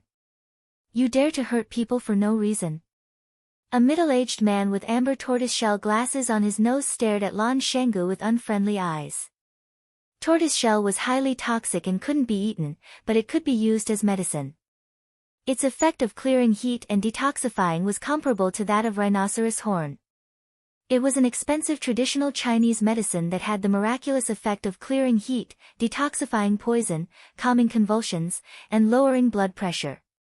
Tortoiseshell glasses could relieve eye fatigue, and keep one's brain cool and clear at all times. Of course, these glasses were also extremely expensive and hard to find. The middle-aged man pointed at Lan Tingyue and said, This is my brother. No one has ever dared to hurt my brother. Lan Shanggu squinted his eyes and sized up the middle-aged man, and said, You don't look familiar, are you from outside? Magic City's Qinjingua. Qinjingua. Lan Shanggu thought about it seriously. He actually knew such a person. He said, Tiandu Real Estate's Qin family. Who is Qin Shuer to you? That's right. Qin Shuer is my father. So you're the son of Magic City's real estate tycoon. No wonder you dare to come to our Huaqing to stand up for others. Lan Shanggu laughed and said, I did hit him. What can you do to me? Lan Shanggu, I know you. You used to be one of Huaqing's 4 prodigies, and you swaggered around for a while. Later on, Huaqing's 4 prodigies became Huaqing's 4 unlucky. That Lu Shu was disfigured, and he wore a wolf mask all day like a beast. He was neither human nor ghost, and lived worse than a dog. And that Jiang Zhulu was an idiot. Not only was his reputation ruined by the police, but he was also accused of poisoning his own father, and your Lan Shanggu, you've become the laughing stock of the entire circle. You didn't hold on to such a big tree like the Lan family, and actually made such a stupid decision to split from the family. What happened in the end? From then on, he disappeared from the upper-class circle of Huaqing. The spokesperson of the Lan family also became Lan Shonhua, except for the elusive Mei Yi. The once dazzling 4 prodigies of Huaqing were either disfigured, imprisoned, or in decline. Lan Shanggu, if I were you, I'd have killed myself long ago. How could you still have the face to appear in front of others? That's right, I've never seen such an idiot. Lan Shanggu, who's your new master? When are you going to let him come out for everyone to see? Lan Shanggu, I heard that you're crying to go back now. I'm afraid the Lan family won't want you anymore, right? So he's that big idiot. My brother often talks about him, he's such an idiot. It had to be said that Qin Jingua, who came from Charm City, was very familiar with the history of Huaqing's 4 prodigies. After his analysis, the onlookers all expressed that the 4 prodigies of Huaqing didn't have a happy ending. Especially Fang Yan, who was standing not far away, his face was even redder, as if he was drunk. Whether it was the disfigured Lu Shu or the imprisoned Jiang Zhulu, they were all closely related to him. Moreover, Lu Shu was sitting right next to him. Now that his disfigurement was exposed, how were they going to be close friends in the future? No, it should be said that he was the culprit of the tragedy. Although in teacher Fang Huo's heart, he only did what every good person would do, punish the bad people on behalf of the moon. Even Lan Shanggu, who hadn't appeared in public for 3 years, couldn't get away from him. Fang Yan's 3 years of mourning were the most difficult 3 years for Chaoyan technology. It was also the most painful 3 years for Lan Shanggu. Lan Shanggu and Jiang Zhulu were partners of Chaoyan technology, and Lu Shu was backed by the Lu family. No matter whether his choice was right or wrong, he had the power of the Lu family to rely on. No one could really do anything to him. Lan Shanggu was an unlucky guy. He had just separated from the Lan family because of Fang Yan, and then something happened to Fang Yixing. Fang Yan disappeared for 3 years. At that time, all kinds of hostile forces appeared, and even the mockery within the Lan family gradually rose. In a situation where the situation was not in his favor, Lan Shanggu could only hide his head and live, lest he became a target of others. 3 years could change a lot of people and things.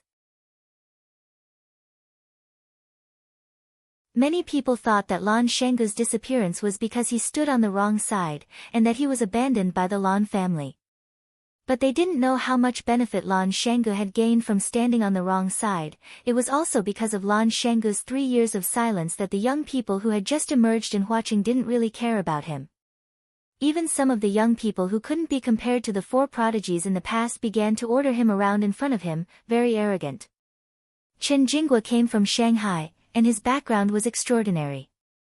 He and Lan Tingyue got to know each other overseas, and after he came back, they visited each other more frequently. Lan Tingyue was embarrassed to say that he was hit by Lan Shanggu's car in order to save face, but he was beaten up by his cousin in front of so many friends. This was really embarrassing. Chen Jinghua wanted to stand up for his brother, so he naturally had to step on Lan Shanggu. After hearing Chen Jinghua's words, Lan Shanggu laughed out loud. He pointed at the willow tree on the wheelchair in the shadow and said, "That person is the one you said is neither human nor ghost, one of the 4 unlucky spirits of Flower City, Willow Tree." Lu Shu snorted coldly, very dissatisfied with Lan Shanggu's introduction. However, he stared at Chen Jinghua fiercely, like an animal that had been completely provoked. He could despise and even insult himself, but he wouldn't allow others to despise and insult him. Lan Shanggu pointed at Fang Yan, who was standing beside Lu Shu, and said, "That person, his name is Fang Yan. In the past, you didn't know his name, but it's okay, he was originally a very low-key person. But from tonight onwards, the entire Huaqing will know of his existence." Lan Shanggu's smile was sinister, and his voice was cold as he said, "Remember, his name is Fang Yan. I'm Lan Shanggu, that cripple is Lu Shu. Tonight, we'll do something exciting for everyone."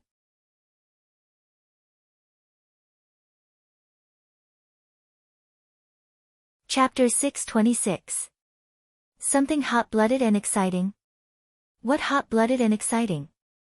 When they heard Lan Shanggu say that he, Fang Yan, and Lu Shu were going to do something hot-blooded and exciting tonight, everyone had a bad feeling. Lan Shanggu's expression was so flamboyant, even a little arrogant. This was very different from his previous low-profile and forbearing personality. His tone was so calm and natural, with a sense of pride and confidence that he was in control of the whole situation. Until now, some people remembered that the Blue Mountain Club was under Lan Shanggu's name.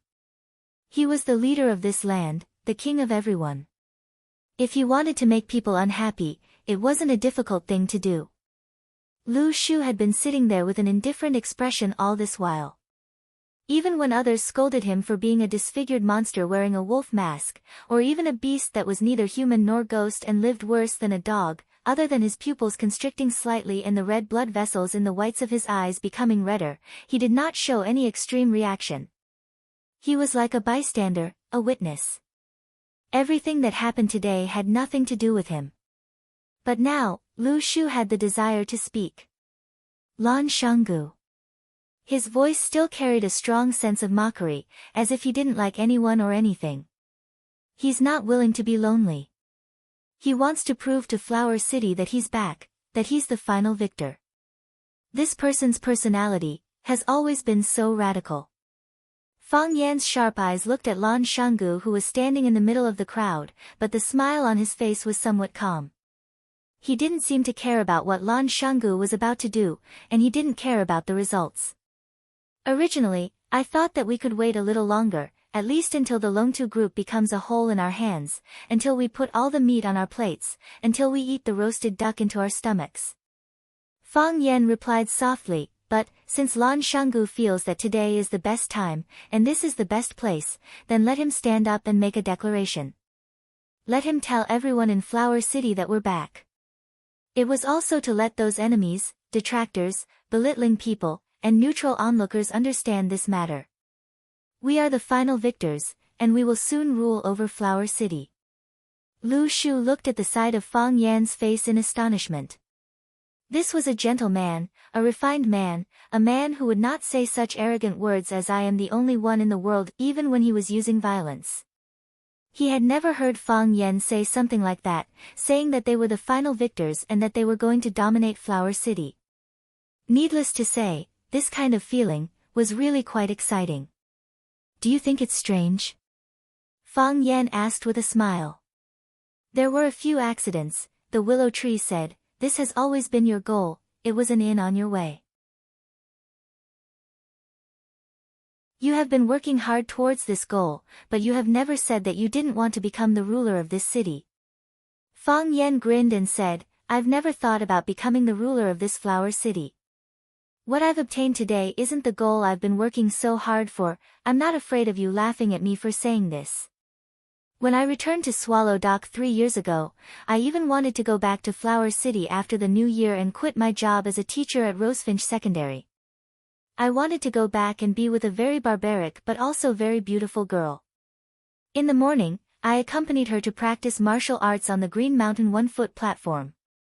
In the evening, I accompanied her to watch the sunset by Stone River. At night, I took her for a walk in the alleys of the village. I fed the cats and dogs. Whenever I had the chance, I would secretly touch her little hand. She dedicated her life to martial arts, so I wanted to dedicate my life to her and martial arts. I wanted to see what the human limit was, and how far the heart of Taiji could go. I wanted to cure Grandpa's leg, I wanted to avenge the old drunkard. Fang Yan turned to look at the willow tree and said, Look, which one of these things isn't important? Which one of them isn't more important than becoming the ruler of this Flower City? It's too important, 100 times more important than me standing here today. However, God wasn't satisfied. He felt that this game was too monotonous and boring, so he kept adding plot twists and turns. In the end, he turned me into such a... Fang Yan hesitated for a while, then finally used a more appropriate word to describe himself, a yuppie. If given a choice, who would be willing to compete with others in shamelessness and shamelessness? Fang Yan looked at the willow tree and asked, Did you remember everything I said? I did, the willow tree nodded and said. Very good. Fang Yan squinted his eyes and smiled, saying, If you have the chance to see Yiro, you must tell her what I said. The power of words of love spoken in person and words of love from someone else's mouth are very different. The willow tree sighed softly and said, I suddenly regret one thing. What is it? If I heard what you said earlier, if I knew you were such a person. The willow tree reached out to touch the wolf mask on his face and said, Why would I want to be your enemy? Why would I want to be your enemy? Bad person. Yes, I was indeed a bad person at the time. But bad people also need friends. This is fate, Fang Yan said. Then my life is really bitter, the willow tree sighed. Ever since he met Fang Yan, his life went from the lowest point to the highest point, but did he gain more or lose more? This kind of question would swallow his heart every sleepless night. Lan Shanggu clapped his hands, and a group of tall men dressed in black surged into this independent courtyard. They skillfully blocked the 4 arches of the courtyard. Without Lan Shanggu's permission, no one could go out. There was a commotion at the scene. Many people were worried that these men in black would attack them. Someone took out a phone from his pocket, preparing to call the outside world for help. A man in black ran in front of Lan Shanggu and asked in a low voice, "Young master, do you want to put away your phone?" Lan Shanggu sneered and said, "No need. Let them come." Even Lan Tingyue, whose head was bruised, crawled up from the ground, found his phone and began to call for help. In his eyes, the current Lan Shanggu had become a complete lunatic. Chen Guojing didn't call for help. If he did so, it would be showing weakness to Lan Shanggu. Someone like him, how could he show weakness like others? Chen Guojing laughed loudly, looked at Lan Shanggu and said, "Lan Shanggu, why did you seal this place? You don't want us to go out? If you really dare to make us stay, I'm willing to be an unwelcome guest here. This place has good food, good girls, good scenery. I really don't want to leave so quickly."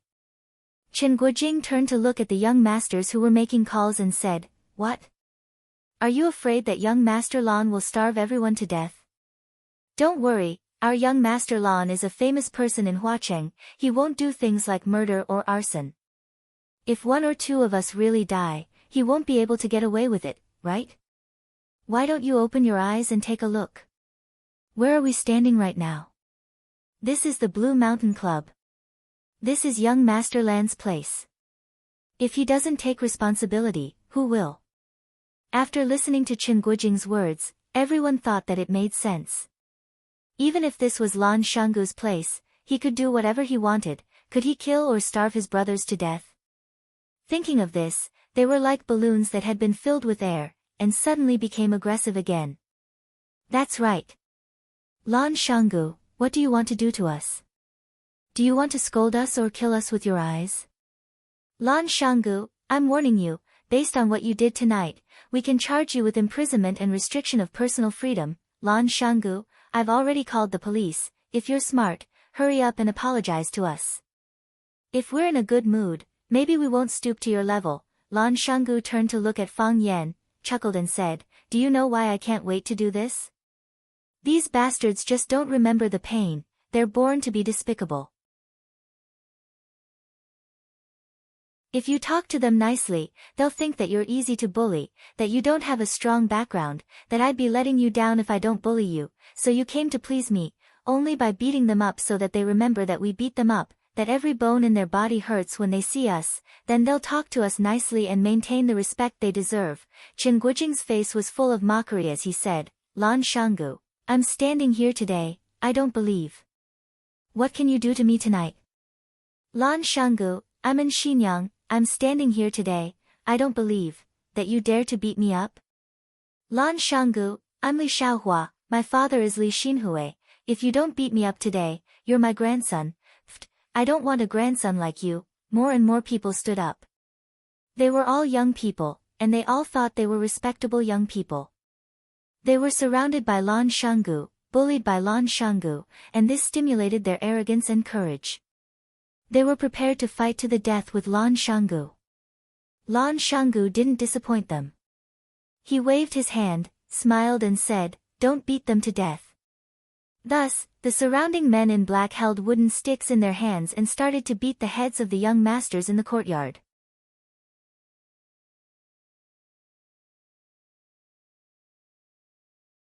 Chapter 627. Lan Shanggu said, "Don't kill," which meant that he was willing to bear all the consequences other than killing people.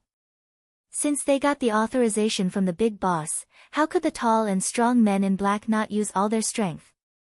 They waved their big sticks and hit the faces and bodies of the rich second-generation young masters.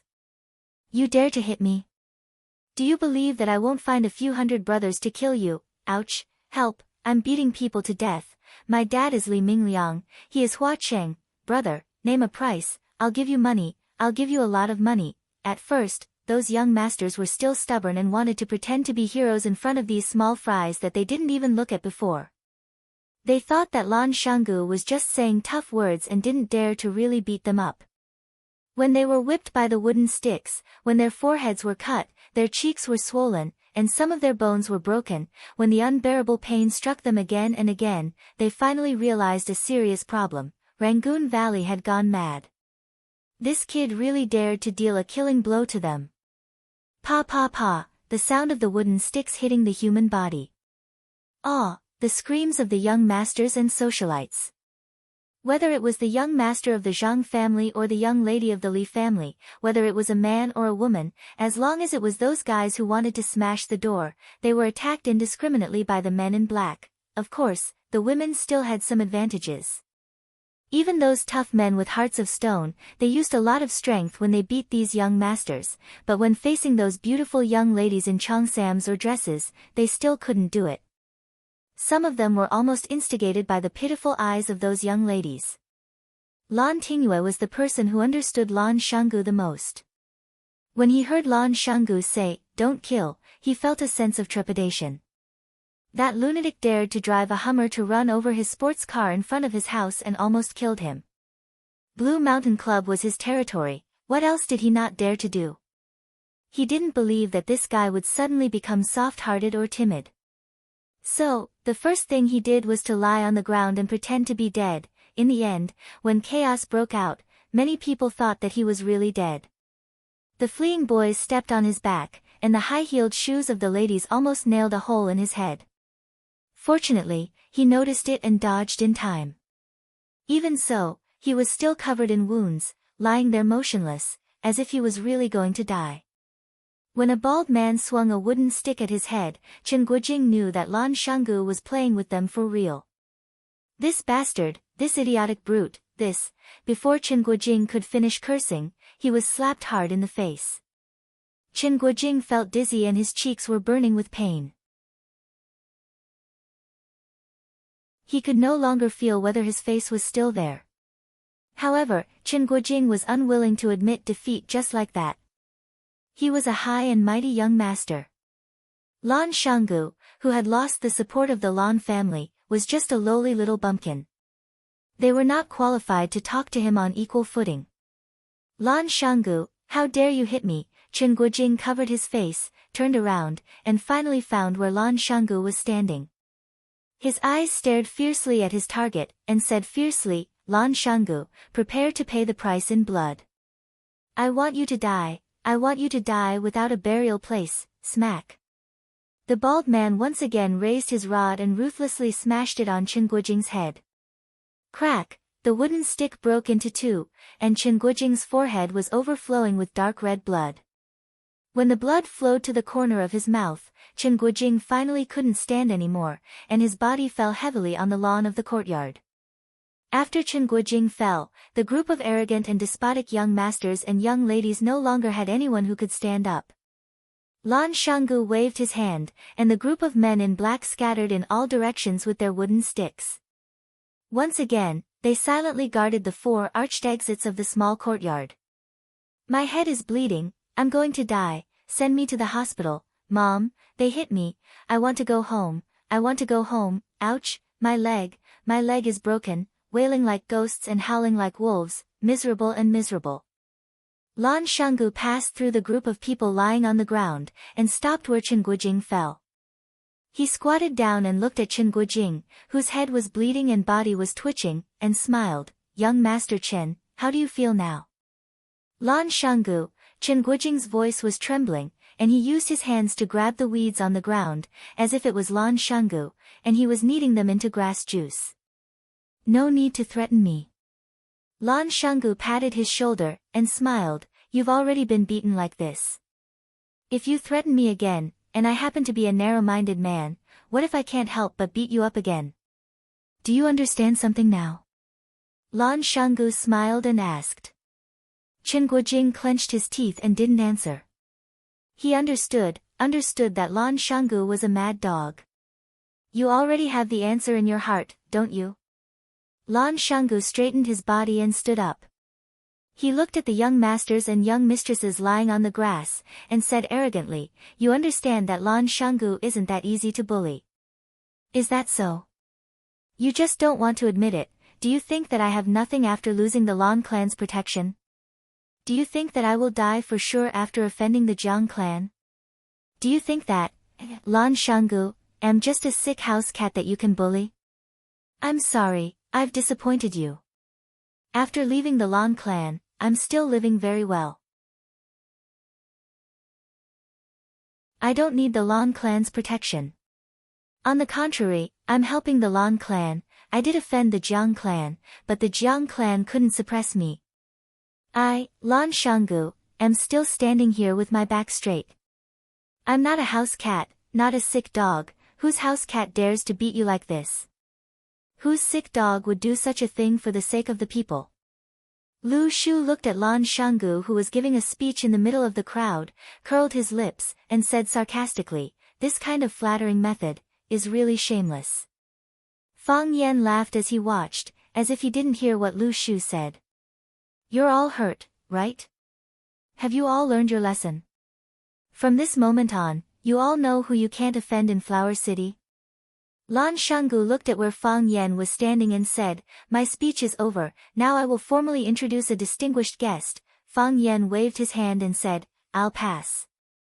I'm not used to such a grand occasion." Lan Shanggu laughed loudly and said, "Look, our eldest young master doesn't even have the interest to talk to you, only I, Lan Shanggu, am willing to put down my pride and stand up to teach you a lesson." Lan Shanggu walked to the wooden door that had been tightly shut, and warmly shouted to the people inside, "Flower City, Lan Shanggu, is Senior Luqi inside?" Creak, the wooden door opened a little, and a green-clothed child peeked his head inside. Seeing Lan Shanggu at the door, he doubtfully asked, "You saved us?" "That's really embarrassing," Lan Shanggu said with a guilty expression. Lan Shanggu said guiltily, "The Blue Mountain Club is my business. It's an honor for Senior Luqi to come here, but I didn't expect that these gangsters would affect Mr. Luqi's mood. I'm willing to die 10,000 times." The green-clothed child waved his hand and said, "Master said that ignorance is not a crime, and you didn't do it on purpose." Lan Shanggu felt that this green-clothed child was very cute when he spoke like an adult, so he cupped his hands and smiled. "Young master, can you please inform your master that Mr. Luqi, just say that Lan Shanggu of Flower City wants to visit her and apologize to her in person." Creak, the wooden door was closed. Lan Shanggu rubbed his nose and bitterly smiled. "Isn't this a bit too violent? You could just say that master is already asleep." Creak, the wooden door opened again. The child stood at the door and asked in a clear voice, "Is there a person named Fang Yan here?" Fang Yan was stunned, thinking, "How did Mr. Luqi know my name?" He thought about it and realized that he had never had any direct contact with Mr. Luqi. The only time he had contact with Mr. Luqi was in an awkward situation where he ran naked. Of course, even after paying so much money, he still didn't have the chance to see Mr. Luqi. Why did this little boy ask for his name today? Lan Shanggu was also stunned. He thought that Fang Yan's words were too insincere. He just said in front of them that they had never met and that he only admired her. Now that Luqi's disciple asked if he was here, it proved that they had been in contact for a long time. Lu Shu was suspicious, so he also had the same thought. Why did Fang Yan deny his relationship with Luqi in front of him and Lan Shanggu? If they were already familiar with each other, why did he say that they had never met? What kind of truth was he trying to hide? Could it be that Luqi and Fang Yan were lovers? "Hey, I'm asking you a question." Seeing that no one answered, the child couldn't help but shout, "Is Fang Yan here?" Lan Shanggu turned to look at Fang Yan, and Fang Yan nodded to him. Lan Shanggu looked at the child and said with a smile, "Fang Yan is here. May I know why you are looking for Fang Yan? Invite him in." Seeing that Lan Shanggu and Fang Yan were exchanging glances, the child's eyes had already shifted to Fang Yan. His small body bowed 90 degrees to Fang Yan and said, "Master wants to see him." Lan Shanggu's mouth was full of bitterness. He wanted to see him but couldn't, but Mr. Luqi took the initiative to invite Fang Yan. Was he destined to be a supporting character? Fang Yan hesitated for a while, then took the initiative to walk toward Luqi's room. The green-robed child stepped aside and said, "Mr. Fang Yan, please." "Thank you." Fang Yan thanked the green-robed child. Lan Shanggu also wanted to follow behind Fang Yan to take a look at Luqi. In the end, the green-robed boy blocked him with his leg.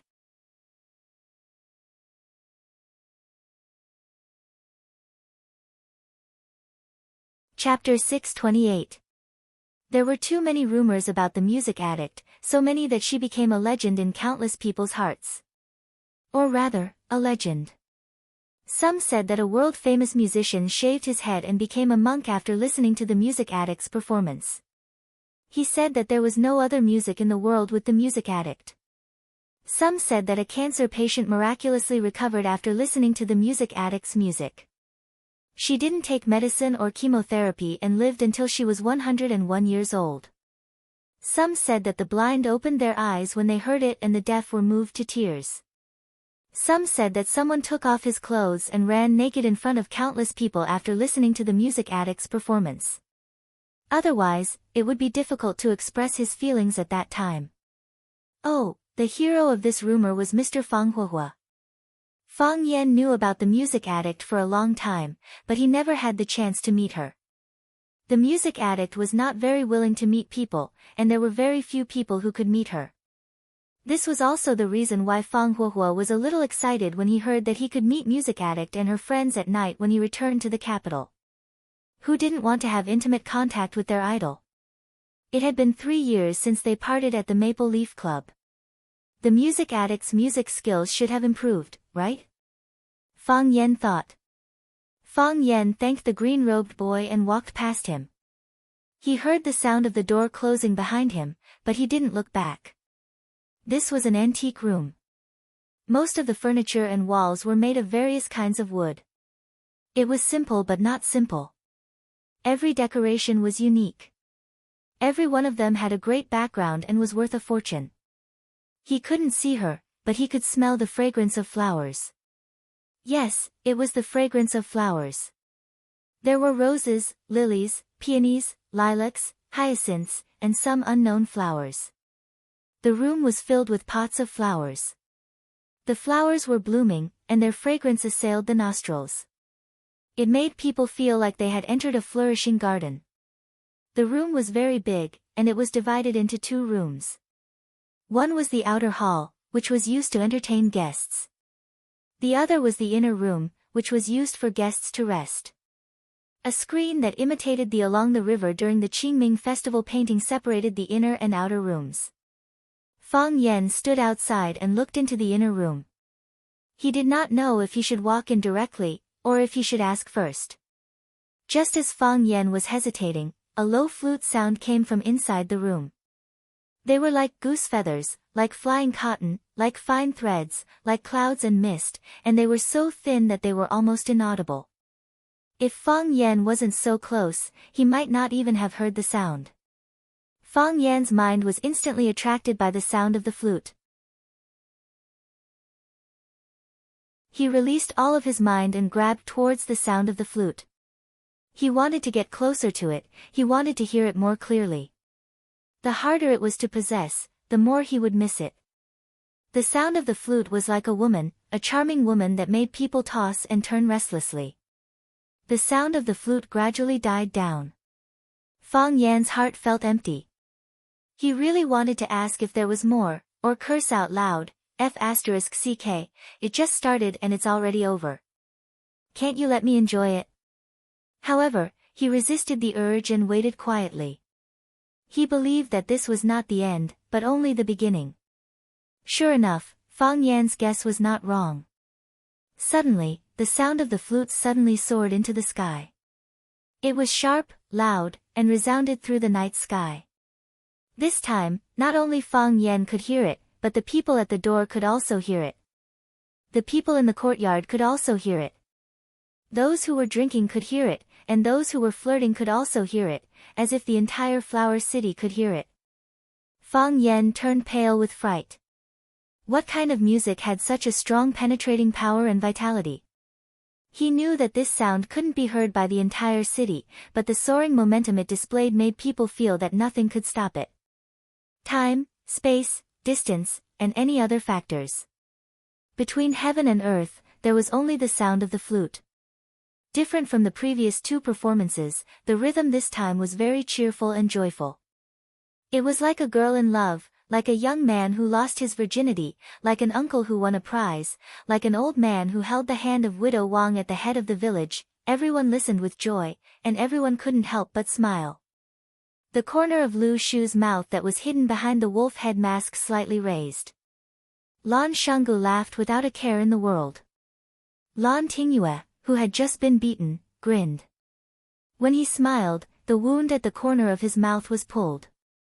Chen Guojing, who fell to the ground, also squinted his eyes and smiled. The blood on his forehead kept flowing, but his smile became more and more brilliant. Others were also laughing. Those men in black who had beaten people were laughing, and those young masters and ladies who had been beaten were also laughing. Everyone had thousands of reasons to be happy. Their bodies floated in the clouds, as if there was nothing in the world that should be worth worrying about. Fang Yan was also laughing. As he laughed, a horrified expression appeared on his face. He had discovered something very embarrassing and dangerous. His heart of Tai Chi once again spun for no reason. There was no danger, and no consciousness.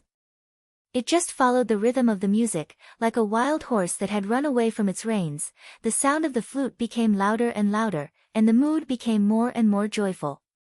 However, the heart of Tai Chi also spun more and more crazily. Fang Yan had a very bad feeling. He knew that according to this trend, he was afraid that the heart of Tai Chi would enter a state of out of control again. His dantian had begun to burn, and his body had become hot. It could be foreseen that the scene of running naked again was about to happen. It stopped at the happiest point, and stopped at the highest point. When the sound of the flute brought everyone's mood to the highest point, it suddenly stopped when everyone was laughing the most happily. The sound of the flute disappeared. There was no warning, and there was no gradual cycle. It could come and go as it pleased. It was like a capricious and mysterious girl. Someone outside cursed loudly. Fang Yan couldn't help but want to rush up and hug Lu Qi and kiss her.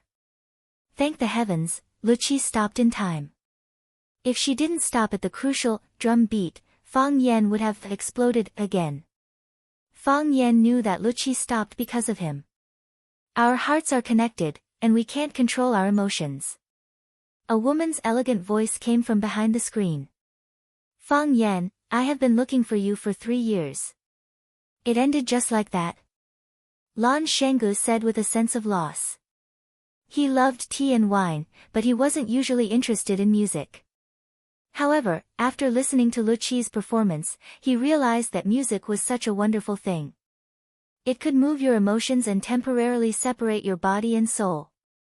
It could bring your soul to travel beyond the heavens, and soar in this boundless world. But why did it end just like that? Lu Shu frowned. He was obviously very dissatisfied with Lu Qi's unfinished behavior. Lan Shanggu sighed softly and said, one of Huaxia's 7 addicts, Lu Qi, came to Huacheng, to the Blue Mountain Club, to the Lan Valley. I actually didn't have the chance to meet her. If this gets out, how can I go out and meet people? Tell me, should I knock down that kid guarding the door and force my way in to take a look? I've already said those shameless words just now, but aren't you still alive and kicking without losing a pound or 2? The willow tree said with a face full of ridicule. Lan Shanggu touched his nose awkwardly and said, Brother Lu, I'm sorry. You also know that the Lan clan didn't handle things properly last time. This time, the old man in the clan pushed me to take the blame. Although young master didn't say anything, he was still a little unhappy. He has given me a huge benefit, so I have to give him some face. Isn't it what I should do to say good things about him in front of these useless people? How about next time you set up the stage, I'll do it for you, and you can also praise young Master Fang in front of everyone. I can't do such a shameless thing. Lu Shu said disdainfully. Hey, I say, old Lu, we're in the same boat now. Do you think I don't know what you're thinking? Say whatever you want to say, do whatever you want to do. What's wrong with saying a few words of flattery? Compared to the money we're making every day, it's nothing. Besides, what do you need to be shameless? Do you still have that thing? Lan Shanggu, Lu Shu roared. Alright, don't get angry at me. Lan Shanggu laughed and said. Even if I get angry, you can't kill me, right? Tell me, what is young master doing with that woman inside? Lu Shu snorted and didn't want to answer Lan Shangu's childish question. However, he was also very curious. What was Fang Yan doing with that woman inside? At this moment, a middle-aged man hurriedly walked in. He walked to Lan Shangu's side and said in a low voice, "Young master, the families of these people are here, they want us to hand them over." "Are they very excited?" Lan Shangu asked with a smile. "Yes." The middle-aged man nodded and said, "Very emotional. Many people brought bodyguards and said that if we don't hand them over, they're going to take them by force."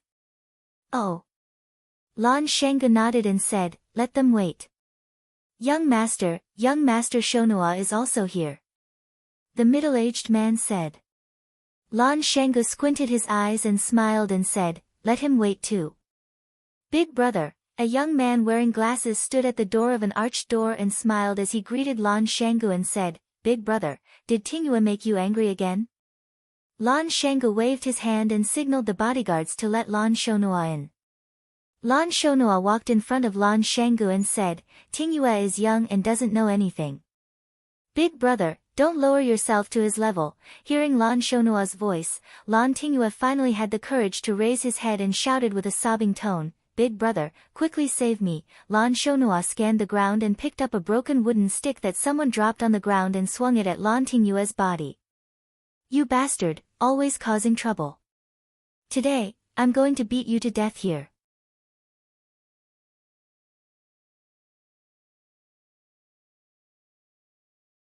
Chapter 629. Lan Shonua used half a stick to beat Lan Tingyue's face. Lan Tingyue's nightmare that had just ended began again. He clutched his head and wailed, begging for mercy. "Big brother, don't hit me, I'm going to die. Big brother, spare me, I know I was wrong." If there was a ranking list, Lan Tingyue could be chosen as the most tragic person in Huaqing today. Which heavenly king and great immortal did he offend? First, he was beaten up by his cousin. When his own brother came, he thought a savior had come. Was there a savior who would beat someone to death like this? Lan Shangu stood at the side and watched coldly. When even he felt that Lan Shonua was too heavy-handed, he stopped him. "Shonua, forget it. He's just a child who doesn't know any better. Who would lower themselves to his level?" Lan Shonua once again raised the wooden stick and smashed it against Lan Tingyue's back twice. Only then did he stop, panting heavily. "Normally, I have taught him to be humble and cautious, to know his place and not to do anything illegal. Big brother, what wrong did this kid do today?" Lan Shangu looked at Lan Shonua with a ruminating gaze. "You don't know what he did, so you swung the stick to hit him. Anything that can make Big brother angry is naturally not a good thing." Lan Shonua looked as if he was thinking from Lan Shangu's perspective. Lan Shangu sighed softly. "Shonua, it's been a few years since we sat together to drink and chat, right?"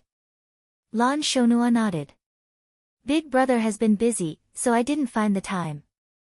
It's not that there's no time or opportunity, but there's a gap between us," Lan Shangu said. Lan Shonua's expression froze, then instantly returned to normal. He smiled. "Big brother Shangu, why do you say that? I've always treated you as my most respected and admired big brother. Something like a gap has never appeared in my heart." "Really? You're not secretly happy that I ran away from home? You're not happy that you've taken over the position of successor? You're not worried that I'll come home and take away everything you have now?" "Big brother, I've never thought like that," Lan Shonua said with a serious face. "If I have such a thought, let me be struck by lightning." "Bullshit. Being struck by lightning is the biggest bullshit," Lan Shangu sneered. "If I could control thunder and lightning, I'd throw a bolt of lightning and split anyone who said such a thing in half. You know you're lying, and neither the sky nor the lightning will strike you. So, you swear as if you're drinking plain water, and you don't have any psychological burden?" Lan keeps his promise. "I can be honest with you. You occupied my previous position, and I felt uncomfortable. I asked Grandpa to let me take care of the Lan family, but he didn't agree. This was what I was thinking. Moreover, I can also tell you that if I want something, I will try my best to get it. I will do it openly and above board. Who doesn't have a bit of selfishness? He was a saint without selfish motives. Are you a saint? Of course not. Do you know what Grandpa said to me when I went back? Lan Shanggu looked at Lan Shonhua and asked. I wasn't there, I don't know. Lan Shonhua's mental fortitude was excellent, but under the aggressive attacks of Lan Shanggu, he had a hard time defending. He once again experienced the ability and strange thoughts of his big brother. He asked me about Jiang Zhulu. I told him it was true. Grandpa was furious. He said that although tigers are fierce, they don't eat cubs. How is this behavior different from beasts? Grandpa also said that father and son killing each other and brothers fighting each other is a tragedy. He didn't ask anything of us except that we don't kill each other. Lan Shonhua, do you think you can do that? Lan Shonhua broke out in a cold sweat and said, I can do that. Let us brothers compete fairly. We won't regret it. Good brother. Lan Shanggu hugged Lan Shonhua's shoulder and said with a smile, this is a good man of the Lan family. Big brother, Lan Shanggu looked at Lan Tingyue lying on the ground and said, Shonhua, please take Tingyue back first. I still have some things to discuss with them. Big brother, don't be rash. When I came in, there were already many people gathered outside, Lan Shonhua sincerely advised. Lan Shanggu patted Lan Shonhua's shoulder and said, Shonhua, don't worry. I know what I'm doing. Lan Tingyue's voice was mournful and shrill. It traveled out of the small courtyard and into the distance. Even the parents and elders who came to take their children home were shocked when they heard it. What kind of punishment was their children suffering inside? Thinking of this, their anger rose rapidly. A middle-aged man rushed to the black-clothed bodyguard at the arched door and shouted sternly, let Lan Shanggu out. Say that Li Mingliang wants to see him. If he still wants to live in Huacheng, he better give me face. What right does the little thief of the Lan family have to be so arrogant? Let me tell you, if anything happens to my daughter, even if a strand of her hair is hurt, I will burn down his lousy Blue Mountain Club. Why is he so arrogant? A middle-aged woman bared her fangs and brandished her claws. Someone, charge in, whoever can save Wang Ming, I will reward him with 1 million, no, 5 million. A middle-aged man wearing glasses and carrying a black briefcase walked over. He looked at the old butler of the Blue Mountain Club, Fang Hao, and said, Sir, I am Lin Zheng, a partner of the Tianqing law firm. Our boss's son, Mr. Chen Guojing, was imprisoned when he was spending money at your club. I want to understand the situation. First, I need you to guarantee Mr. Chen Guojing's safety. If he suffers any harm, we will pursue the civil and criminal responsibility of the Blue Mountain Club and everyone in the club. Second, what law did Mr. Chen Guojing break to be imprisoned by you? Third, who imprisoned Mr. Chen Guojing? Does the other party have the right to restrict the personal freedom of others? Fang Hao stood up straight and said, Lawyer Lin, please wait a moment. Our boss said that he will definitely give you a satisfactory answer. Lin Zheng sneered and said, an entertainment venue imprisoning a consumer for no reason, this kind of behavior is already very unsatisfactory, right? Fang Hao bowed slightly and said, the boss said that he will give you a satisfactory answer. That answer will definitely satisfy you, let's hope so, Lin Zheng said. We just don't want this answer to make us wait too long.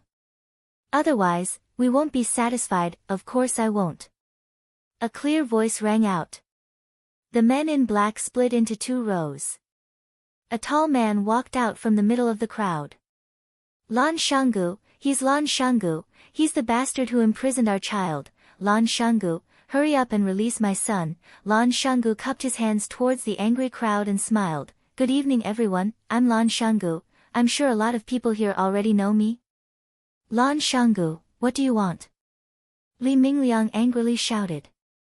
Lan Shanggu looked over and smiled, sorry for the disrespect, so it's Hall Master Li of 14K, Hall Master Li, I don't want to do anything, I just want to discuss a business deal with everyone. You captured our son and daughter, and you still want to discuss a business deal with us? Li Mingliang was furious. What if this business deal is related to your child? Lan Shanggu smiled and asked. What do you mean? It's like this, Lan Shanggu smiled as he scanned the crowd and said, Lan Shanggu had an important guest in the past few days. This guest is really expensive. Normal people wouldn't be able to see her. Lan Shanggu, what are you trying to say? What does your Lan Shanggu's important guest have to do with imprisoning our child? Someone became impatient. Because this guest is very expensive, so I wanted to give her the best I could, and that's exactly what I did. However, someone just had to jump out and cause trouble. Not only did she listen to someone else's song for free, she even went to the guest's room to cause trouble. Kicking the door, cursing, and even asking the guest how much the price is. You're all seniors here, please enlighten me. If something like this happened to you, how would you deal with it? Who is this guest? Maybe it's your Lan Shanggu who's spouting nonsense in front of us. If it was someone else, I'd be thick-skinned enough to borrow their tiger skin. Lan Shanggu really doesn't dare. Lan Shanggu smiled and said, one of the 7 addicts of Hua Xia, Luqi. Mr. Luqi, I know you definitely haven't seen her before. But you should have heard of her, right? Luqi. How could it be her? Luqi is in the City of Flowers. One had to admit that the influence of idols was huge. Many of the people present had heard of Luqi's name, and there were even diehard fans of Luqi, although they might not have even heard the songs that Luqi played. How can you prove that she is Luqi? Does Mr. Luqi need anyone else to prove it? Lan Shanggu asked back. If it were you, would you dare to use the name of Luqi to do something like this? Lan Shanggu, don't use the name of Luqi to scare us. Tell us, what kind of business do you want to talk about? Lan Shanggu laughed heartily and said, isn't this the point? Your child went to kick the door and cursed. I have to give Mr. Luqi an explanation. You all know how powerful Mr. Luqi is. Even if you don't know, you should be able to imagine, her fans are not just the few of you and my Lan Shanggu. If I don't handle this matter well, the Lan Shanggu Club will have to take the blame.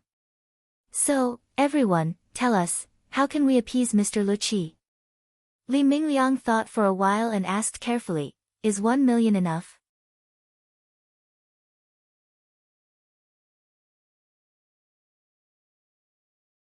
Chapter 630. A person's name was like a tree's shadow. One of Hua Xia's 7 addicts, music addict. Even if most people wished to meet her, they would never have the chance to hear her perform. However, Music Addict was famous and had many followers. If Music Addict were to get angry, her fans would definitely tear those who dared to offend her into pieces. Furthermore, Music Addict had been famous for many years. How many resources and connections did she have? These were all factors that everyone had to consider. Li Mingliang was the person in charge of 14K in Huacheng. He was famous for his ferocious fighting style. Even someone like Li Mingliang came up with the idea of spending money to get rid of the problem. This proved that Music Addict was indeed very powerful. 1 million. Lan Shanggu shouted, Mr. Li Mingliang is willing to pay 1 million to appease Music Addict. I can feel Mr. Li Mingliang's sincerity. However, who is Music Addict? Pure as ice and clean as jade, untainted by worldly affairs. She pursues the pinnacle of music all her life. Mr. Li Mingliang, do you really think it's appropriate to use something as dirty as money to make a deal with Music Addict? Li Mingliang panicked. Everyone's gaze was focused on him. It was as if he had really used money to insult Music Addict. Li Mingliang wiped the sweat off his forehead and looked at Lan Shanggu with a flattering smile. Brother Lan, Shanggu, what do you think is appropriate? You know that I haven't studied much and always like to fight and kill. Can you help me come up with an idea? How can I redeem my son Li Xiang? Is 5 million enough? Lan Shanggu strode forward and patted Li Mingliang's shoulder. Brother Li, since we're brothers, how can I not help you when you're in trouble? To be honest, it's not very elegant to talk about money with Music Addict. Who is Music Addict? Does she need your 3 to 5 million? Then what should we do? Li Mingliang grabbed Lan Shanggu's arm and asked. I have an idea. Not only can it appease Mr. Luqi's anger, but it can also be done in an elegant and humorous way. It will also become a good story. Brother Li will become a distinguished gentleman that people will talk about in the future. What idea? Brother, what idea? Quick, teach me. It's impossible for Mr. Luqi to accept money. There are so many rumors about Mr. Luqi. Have you heard of anyone paying her? Lan Shanggu looked at Li Mingliang and asked. Li Mingliang shook his head and said, no. Right. Aren't you going to incur the wrath of the masses by giving money to them? Lan Shanlai said with a smile. Seeing that Li Mingliang was about to panic again, Lan Shanggu patted the back of his hand to calm him down and said, Mr. Luqi has come from afar, shouldn't we, as the hosts of the City of Flowers, show our hospitality? What does Brother Valley mean? If Brother Li gives Mr. Luqi a piece of jade, a painting, a zither, and a flute, do you think this bad thing will become a good thing? Did dirty things become elegant things? In the future, when people talk about Mr. Luqi, they will naturally mention that Mr. Luqi was attacked by a few drunken youths in the City of Flowers. The youth's father felt very guilty and gave him a zither as an apology. Yes, it's the zither that Mr. Luqi is playing with now. Brother Li, think about it. If people think of you when they talk about Mr. Luqi, they will think of you when they talk about you and the zither that Mr. Luqi is using. How big of a face do you have to give? Li Mingliang's face was flushed and he looked very excited. He grabbed Lan Shanlai's arm tightly and said, Thank you, Brother Valley, thank you, Brother Valley, this is a good idea. Where can I buy a zither? I'll go buy it now, Lan Shanggu glanced at the old butler Fang Hao.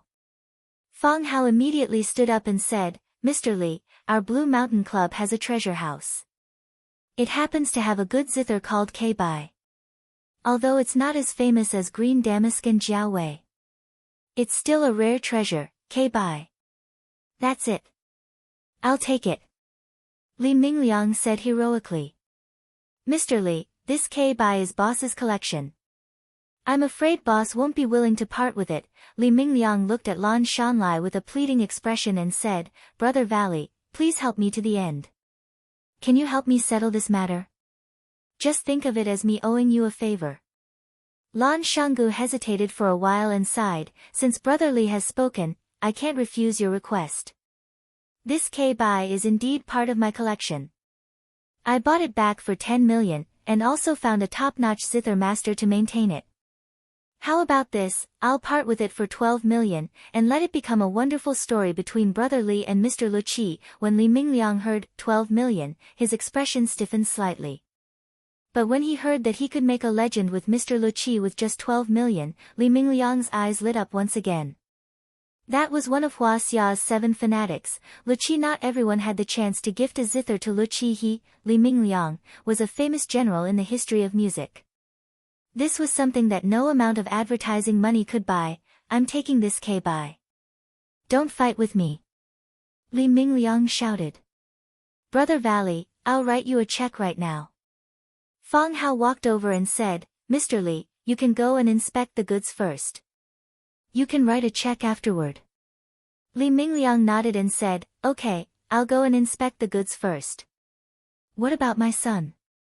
Lan Shanggu smiled and waved his hand, Brother Li, once Mr. Luqi calms down, your son will naturally appear in front of you. Good. Good. Thank you, Brother Valley. Li Mingliang clasped his hands and turned to follow the old butler to the treasury. Brother Lan, I also want to buy a gift for Mr. Luqi. Can you recommend something for me? Sister Li, it's good that you have such thoughts. I'm just afraid that Mr. Luqi won't like ordinary items. Unusual items are too expensive. Of course it's expensive. The woman in luxurious clothing sneered. That Li Mingliang is just a hooligan. If he can give Mr. Luqi a 12 million K-Bai, how can our Zhu family not give something decent to Mr. Luqi?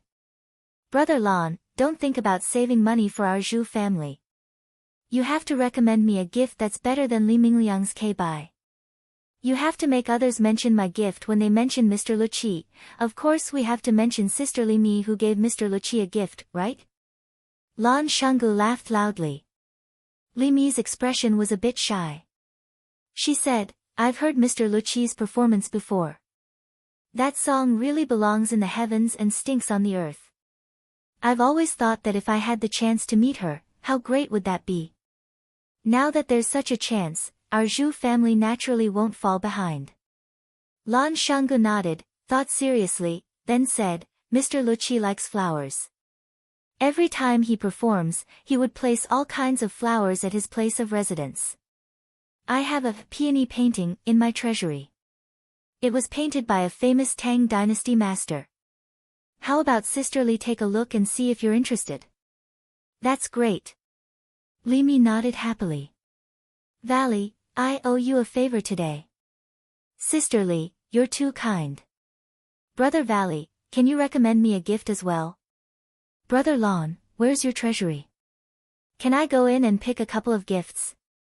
Nephew Valley, you have to help me. My grandson is disobedient and offended Mr. Luqi. I have to show my sincerity to Mr. Luqi on his behalf. Did my son offend Mr. Luqi? What? No, this bastard, useless coward. Lan Shanggu pushed all of them to the treasury of the Blue Mountain Club and let them choose their gifts. As long as they picked one and mentioned his name, they would get a 10% discount. These people were all grateful.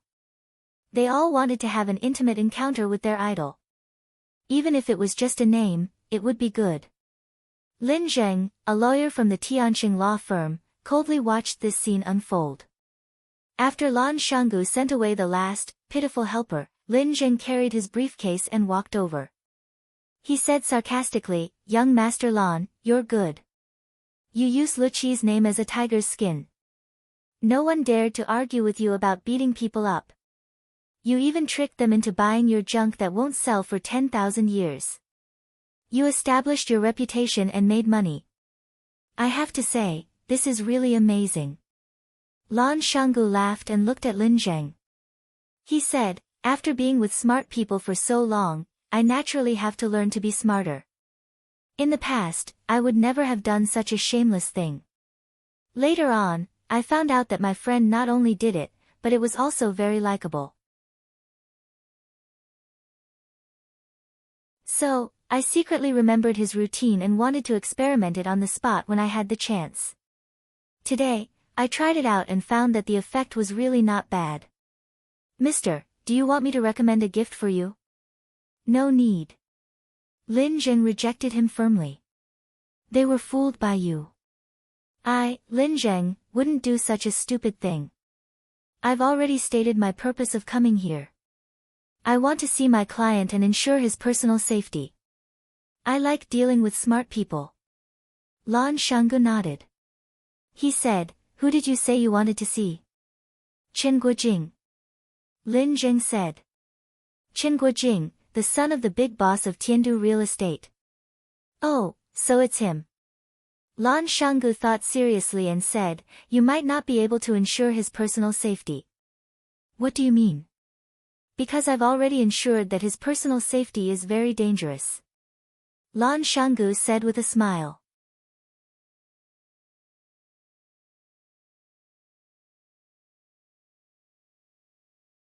Chapter 631. Lan Shanggu, don't go too far. Lin Zheng's face was full of anger. If anything happens to Lin Guojing, we definitely won't let it go. Lan Shanggu sneered and said, I'm bullying you, so what? Lan Shanggu, look, it's true that people who aren't from the same family don't enter the same door. I was wondering why I felt a little familiar looking at you. When Chen Guojing was scolding me, he was also very arrogant, but I beat him until his face was swollen. He lay on the ground and pretended to be dead. He didn't even move when I kicked his butt. Now you're playing the same trick again. First, you threaten me and act like I'm not afraid of you. Then, you act like you're angry after being slapped in the face. Lan Shanggu looked at Lin Zheng unkindly and said, I'm not giving face to your Chen family today. What can you do to me? Lan Shanggu was no longer interested in talking to him. He turned around and walked towards the small courtyard inside the clubhouse. Lin Zheng's face turned green and then white. He stood still for a while before remembering that he had to confirm young Master Chen's safety. He also rushed into the courtyard. Sir, I'm sorry, you can't go in, the man in black stopped him outside. Lan Shanggu, let me in, or I'll call the police, Lin Zheng shouted at Lan Shanggu's back. Lan Shanggu turned around and smiled, no need to trouble you. I'll call the police too, attacking a woman and smashing my private clubhouse. The police will be here soon. Lin Zheng's face turned green. He took out his phone from his pocket and started to make a call. Lan Shanggu walked next to the willow tree and saw that Luqi's room was still closed. He said, still not out? No. There's no movement either. No. If we stay here any longer, their children will run out and call us uncle, Lan Shanggu said. Should we prepare the red packets in advance? The willow tree looked at Lan Shanggu and said, you've earned a lot of money by using Luqi's name, right? Jealous? Humph. I had no choice. Lan Shanggu said. If I didn't know that young master had such a deep relationship with Luqi, I could have pretended not to know anything about this.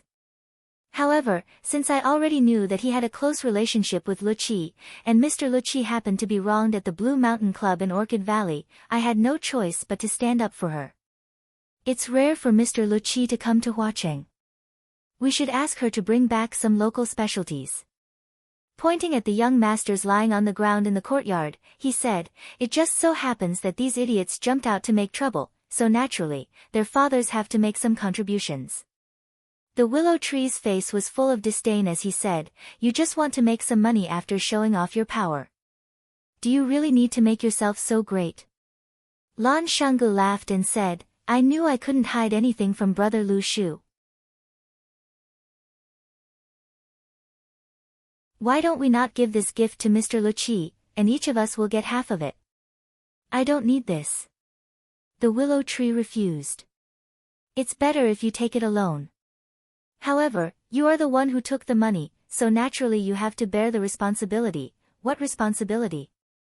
Lan Shanggu laughed and said, do you think I'll be greedy for this money? You underestimate my Lan Shanggu, this is a gift I prepared for Mr. Luqi. I'm sure Mr. Luqi will be satisfied. A small crack appeared on the wooden door. Lan Shanggu and the willow tree thought that Fang Yan and Luqi had come out, so they looked up in surprise. The green-clothed boy looked at them angrily and put a finger to his mouth to make a shush gesture. Lan Shanggu and the willow tree were embarrassed. They had never been shushed like this since they were young. Not to mention that they were being shushed by a kid who was so much younger than them. Lan Shanggu was like a child who made a mistake. He nodded his head, indicating that he would be more careful. The willow tree turned his face away, indicating that he had nothing to do with the person who spoke loudly. His voice had always been very low and gentle. Clang, the door was closed again, our hearts are connected, and we can't control our emotions. Fang Yan, I've been looking for you for 3 years. Luqi's voice was very pleasant, just like the music she played. The content of Luqi's words was very pleasant. Fang Yan didn't expect that Luqi would confess her love to him at their first meeting. Fang Yan, I've been looking for you for 3 years, how much love and affection did she have to say such words to someone? Fang Yan felt very painful. Luqi was a very good and charming woman. She was a woman who could resonate with him. However, he already had Yi Rou, he could only cruelly refuse her love. This was very cruel to Luqi, and it was also very uncomfortable for him. Fang Yan stood behind the screen and said softly, we haven't seen each other for 3 years since we parted at the Maple Leaf Club. That time when I first heard Mr. Luqi's heavenly music, I was shocked. I wanted to find a way to meet the music master who could play such a music movement, but something happened, so I put it on hold for 3 years. When I was playing, I felt a little strange, as if I was being watched by a pair of familiar eyes. He understood every note I played and could empathize with the feelings I wanted to express. I was happy, and he was happy. I was sad, and he was even more sad than me. When I played the most exciting part, I could almost see him laughing wildly and wailing. I knew that I met the fated person my master talked about. That was my most hearty performance, and also my most emotional performance. I wanted to know what kind of person could enter my world and enter the world of the 12 barriers of sound I specially set up. After the song, I immediately asked my disciple Wanwan to go outside to find the fated person. Unfortunately, she was misled by the skin and asked the wrong person. I asked him to stand for a while, and he took the initiative to leave. He was also a rare smart person. I asked him to stand for a while, and he took the initiative to leave. This sentence conveyed too much content. In the eyes of Fang Yan, these two were the smartest people in the world. Later, I asked around and found out that an interesting thing happened at the Maple Leaf Club at that time. Fang Yan touched his nose and quickly changed the topic. He said with a smile, "I finally met him today. People who meet each other will meet again, this is God's will." Yes. This is God's will. Fortunately, your performance that day was so obvious, otherwise, how could I find you in the vast sea of people? Why did you find me? To get rid of the knot in my heart. Luqi said. Knot in your heart? Fang Yan was startled. What knot in our heart? Fang Yan, come here, the screen is not for the fated. Luqi's voice came. Fang Yan was excited again. Luqi invited him over. He could finally meet the legendary Luqi. Fang Yan clenched his fists and walked through the screen. As soon as he walked over, he was greeted by a pair of beautiful and deep eyes like the stars in the sky. Her facial features weren't stunning. Her eyes weren't big enough, her nose wasn't straight enough, her lips weren't thin enough, and her chin wasn't sharp enough. However, when these inadequacies were combined together, the beauty they displayed was multiplied exponentially. The longer one looked at her, the more beautiful she became. She was dressed in a classic white robe that dragged on the ground. The hem of the white robe was embroidered with a crane spreading its wings. The crane was vivid and lifelike, as if it could break out of the dress at any time. She held a simple green flute in her hand. The green color of the bamboo itself had not faded, but it was smooth and bright after being caressed. It seemed that Luqi liked this bamboo flute very much. It was said that Luqi liked flowers, all kinds of flowers. Expensive, ordinary, bright, fragmented, and even nameless wildflowers on the mountain paths. As long as the music addict was around, there would be a myriad of fragrances surrounding it and the atmosphere of spring would be overflowing. Fang Yan stared at Luqi with wide eyes and asked, "Who are you?" "I am Luqi, why are you so young?" Fang Yan couldn't help but ask the question in his heart. Luqi had been famous for decades. In his mind, even if she was not a doddering old woman, she was still a very young old woman. It was because of this thought that Fang Yan did not look forward to meeting Luqi now. It seemed that she was so young, a girl? A woman? This question is very rude. Luqi smiled and said softly. I am sorry. I know it is taboo to ask a woman's age. I am just curious, how do you maintain your beauty? What brand of cosmetics do you usually use? I don't use cosmetics. Luqi smiled and said, I just pay attention to my diet. I eat wild fruits and grains, use flowers to make tea and wine to drink, play the flute and the zither, and read ancient and modern classics. I am not bothered by external affairs, and am not tempted by fame and fortune. Naturally, I can stay young forever. Fang Yan squinted his eyes and smiled, saying, if my two friends outside knew that I came in and talked to Luqi about beauty, they would probably break down. Clothing, food, shelter, and transportation are the foundation of life. Is there anything more precious than these four things? There really isn't. Fang Yan smiled and said. That is why we are talking about the greatest invention of mankind. Right, I have another question to ask you. As the Luqi of Huaxia's 7 adits, do you usually feel a lot of pressure? Luqi pursed her lips and smiled again, saying, Fang Yan, you are really an interesting person. You used a line from Tang Bo Who Touches the Autumn Fragrance. I have also seen this movie. I like it very much.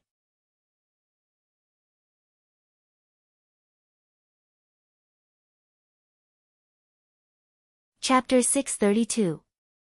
Many boys had tried their best to make an appointment with the girl they liked, but always lost the precious opportunity because the topic was inappropriate or because the goddess felt that you were a boring person and had nothing to say to you.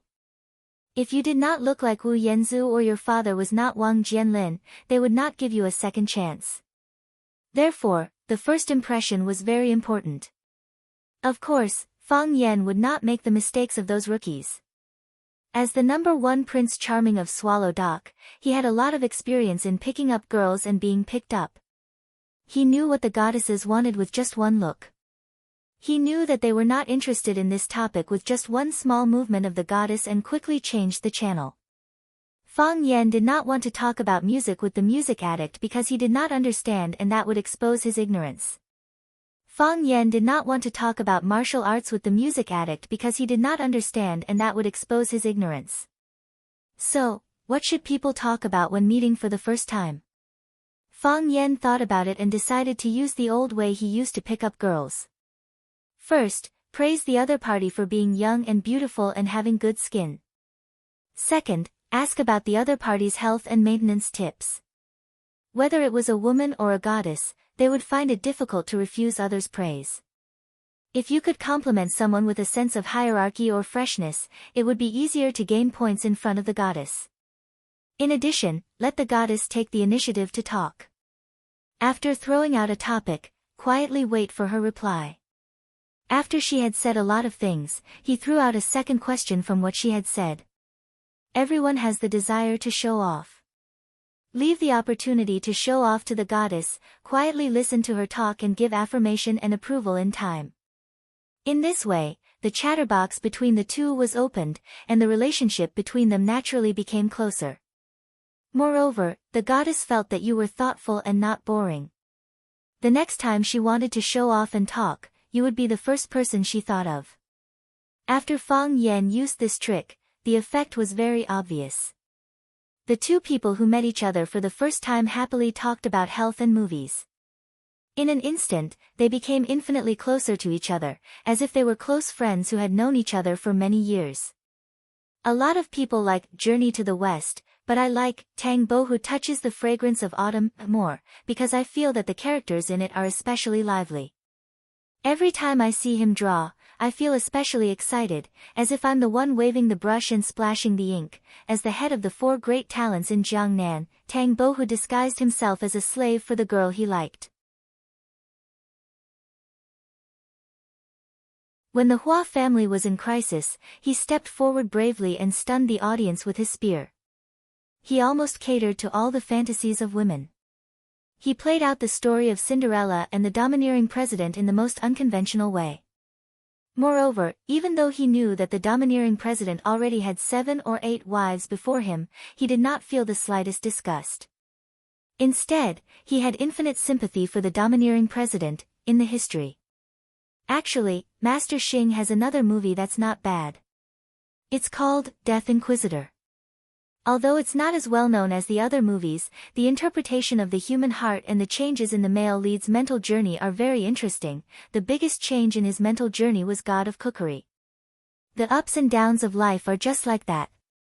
From health to Stephen Chow, from Stephen Chow to Huaxia's movies, from Huaxia's movies to the history of international movies, and then to the music in classic movies. Finally, the two reached an agreement. If Fang Yan was the male lead in a movie, Luqi would accompany the music in his movie. This was something that Luqi had never done before. Her music was independent and pure. She disdained to be associated with anything. It was a well-deserved protagonist.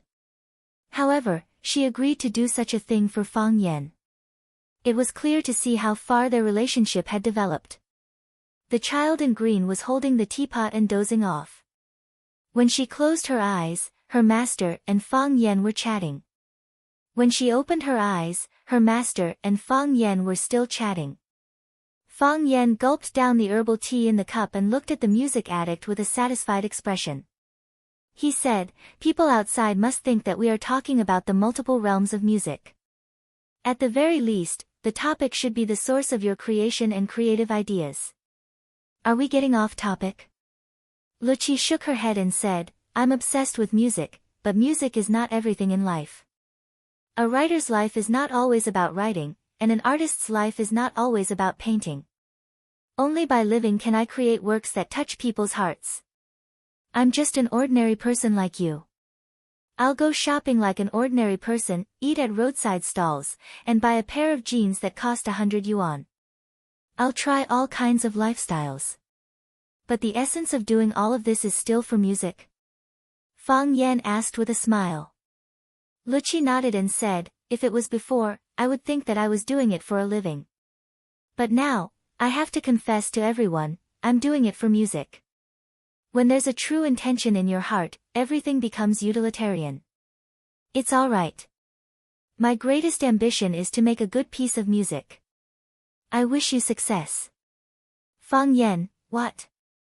Maybe I need your help," Luchi said with a serious expression.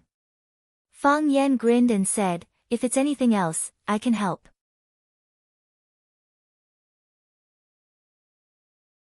"But you said music, I really can't help you with that.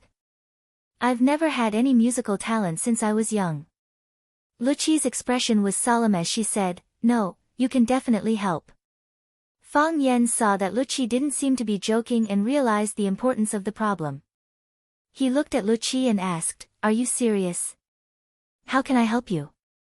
"Wait until the opportunity comes," Luchi said. "There have been several precedents for this." "Precedents?" "My master also met his fated person.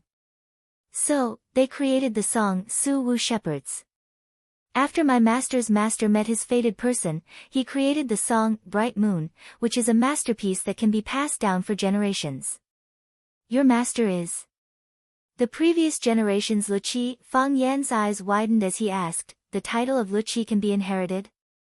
"The title of Luchi has existed for hundreds of years, and every person who has held the title is a member of the music gate. Each generation's Luchi will choose an excellent successor and impart all of his knowledge to her so that she can become the best musician and performer. This way, no one in the outside world can compete with her." Furthermore, Luchi is extremely strict when it comes to accepting disciples. If her disciple isn't skilled enough, she would rather let the position of Luchi remain empty than push her disciple away. Fang Yan pointed at the green-robed boy who was sleeping next to him and asked, "She's the next Luchi?" "Wan Wan is talented and has a high chance of becoming the next Luchi after me, unless an even more talented person appears in the music gate. This is what it means to be born well rather than learn well."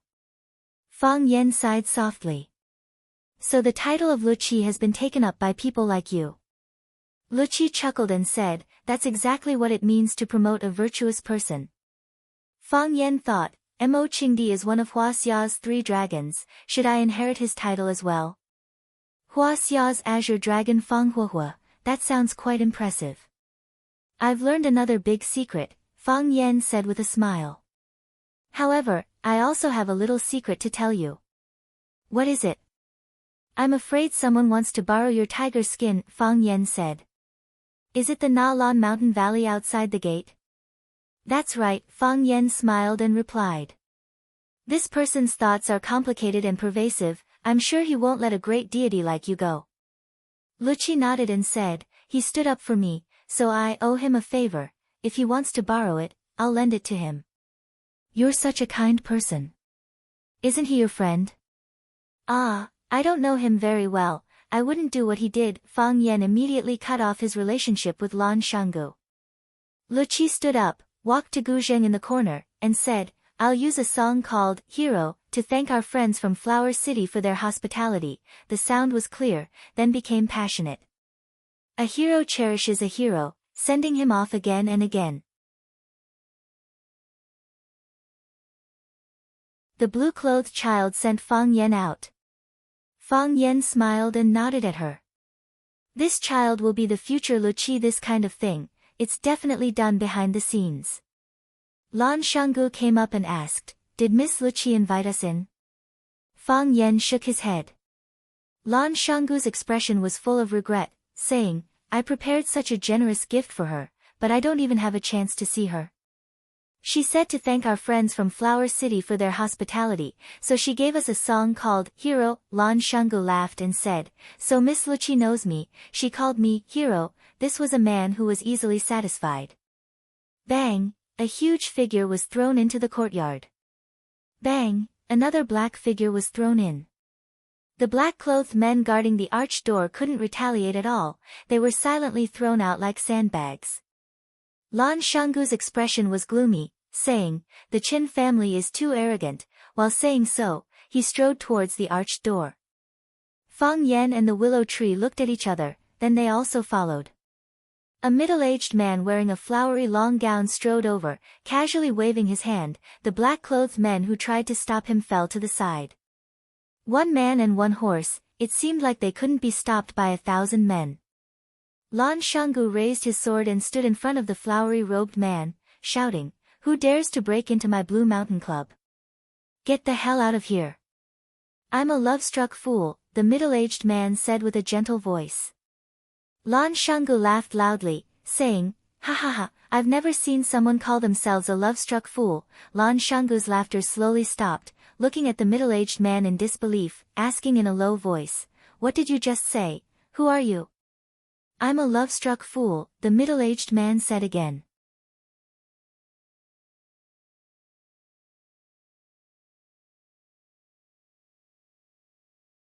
Chapter 633. I'm a flower addict. I'm a flower addict. Hearing someone introduce themselves like that in a public place, would you think that this person had just escaped from the Malin Mountain Mental Hospital? Most people were unwilling to admit that they were a flower addict, unless they were one of the 7 addicts of Huaxia. Obviously, this flashy guy wearing a colorful robe that looked like he was draped with a painting of 100 flowers vying glamour might really be one of the 7 addicts of Huaxia, flower addict Lin Fuyang. Otherwise, which middle-aged man would hold his head up high and shout that he was a love-struck fool over and over again in front of others with his chest out in satisfaction? Naturally, Lan Shanggu also thought of this problem, so his attitude changed from mockery to awe. The 7 addicts of Huaxia had been famous for a long time, and they were outstanding figures in each field. A slight move in one part could affect the whole body. No one knew what kind of connections and forces they had. Moreover, these people came and went without a trace, appearing and disappearing unpredictably. They were not easy to deal with. It was better not to provoke them. Only fools would fight with lunatics. Who would be willing to be such a fool? Is it senior flower addict Lin Fuyang? Lan Shanggu felt that the Lan family was very unlucky tonight. First, Lan Tingyue was beaten up by him, then Lan Shonua was ruthlessly ridiculed by him. Now it was his turn to stand up and accept punishment. Whether it was the music addict or the martial addict, they were both important guests of his Blue Mountain Club. As the owner of this club, he had the responsibility and obligation to treat these 2 masters, no, a master and a big milk, well. Lan Shanggu regretted in his heart, if he had known earlier, he would not have invited Fang Yan and Lu Shu to his Blue Mountain Club for a small gathering. Not only did he eat and use his own things, but he also had trouble knocking on his door. Of course, Lan Shanggu would never admit that he had taken the initiative to provoke and use others to establish his authority, such an immoral idea. It's me. The flower addict Master Lin was a little impatient. He stared at Lan Shanggu unkindly and said, I say, are you done asking? I'm done, I'm done. Lan Shanggu opened his mouth and laughed, revealing 2 rows of neat little white teeth. He took the initiative to extend his hand to Lin Fuyang and said, Senior flower addict, your presence brings light to our humble Blue Mountain Club. I'm the owner of the Blue Mountain Club, Lan Gulu. I've admired Senior flower addict for a long time. Senior flower addict, I happen to have obtained a bag of good tea from my place. May I have the honor to invite you to my place for a cup of tea? You don't have the honor. Lin Fuyang rejected Lan Shan Valley's invitation without hesitation. he didn't even bother to shake hands with him. Where's Luqi? I want to see Luqi, music addict. Lan Shanggu stole a glance at Fang Yan, who was standing at the side. What he meant was, look, someone is here to look for your old lover again. You brought this trouble upon yourself. What music addict? Senior flower addict, I don't understand what you're saying. Music addict, one of the 7 addicts of Hua Xia, the music addict, Shui Yun, who is obsessed with music. I just heard her playing in the distant Green River Valley. It's in this direction. Hurry up and ask Shui Yun to come out and see me. Lan Shanggu said with a sincere smile, Senior flower addict, I've long heard the name of Senior Luqi, but I've never met her. This sentence was true, because Luqi didn't even give him a chance to meet her. When saying this, Lan Shanggu glanced at Fang Yan with hidden bitterness. Fang Yan squinted his eyes and smiled, but didn't say anything. Before understanding the intentions of the flower addict, he was more willing to be a bystander. I don't know Mr. Luqi, so I naturally can't ask her to come out. After a pause, Lan Shanggu continued, besides, even if I know Mr. Luqi, she's the same as Senior Flower Addict, an honored guest of my Blue Mountain Club. How can I casually ask her to come out and see others? If Senior Flower Addict comes to our club and someone wants to see you, I can't easily ask you to come out and see others. Senior Flower Addict, don't you think so? A person should have a conscience.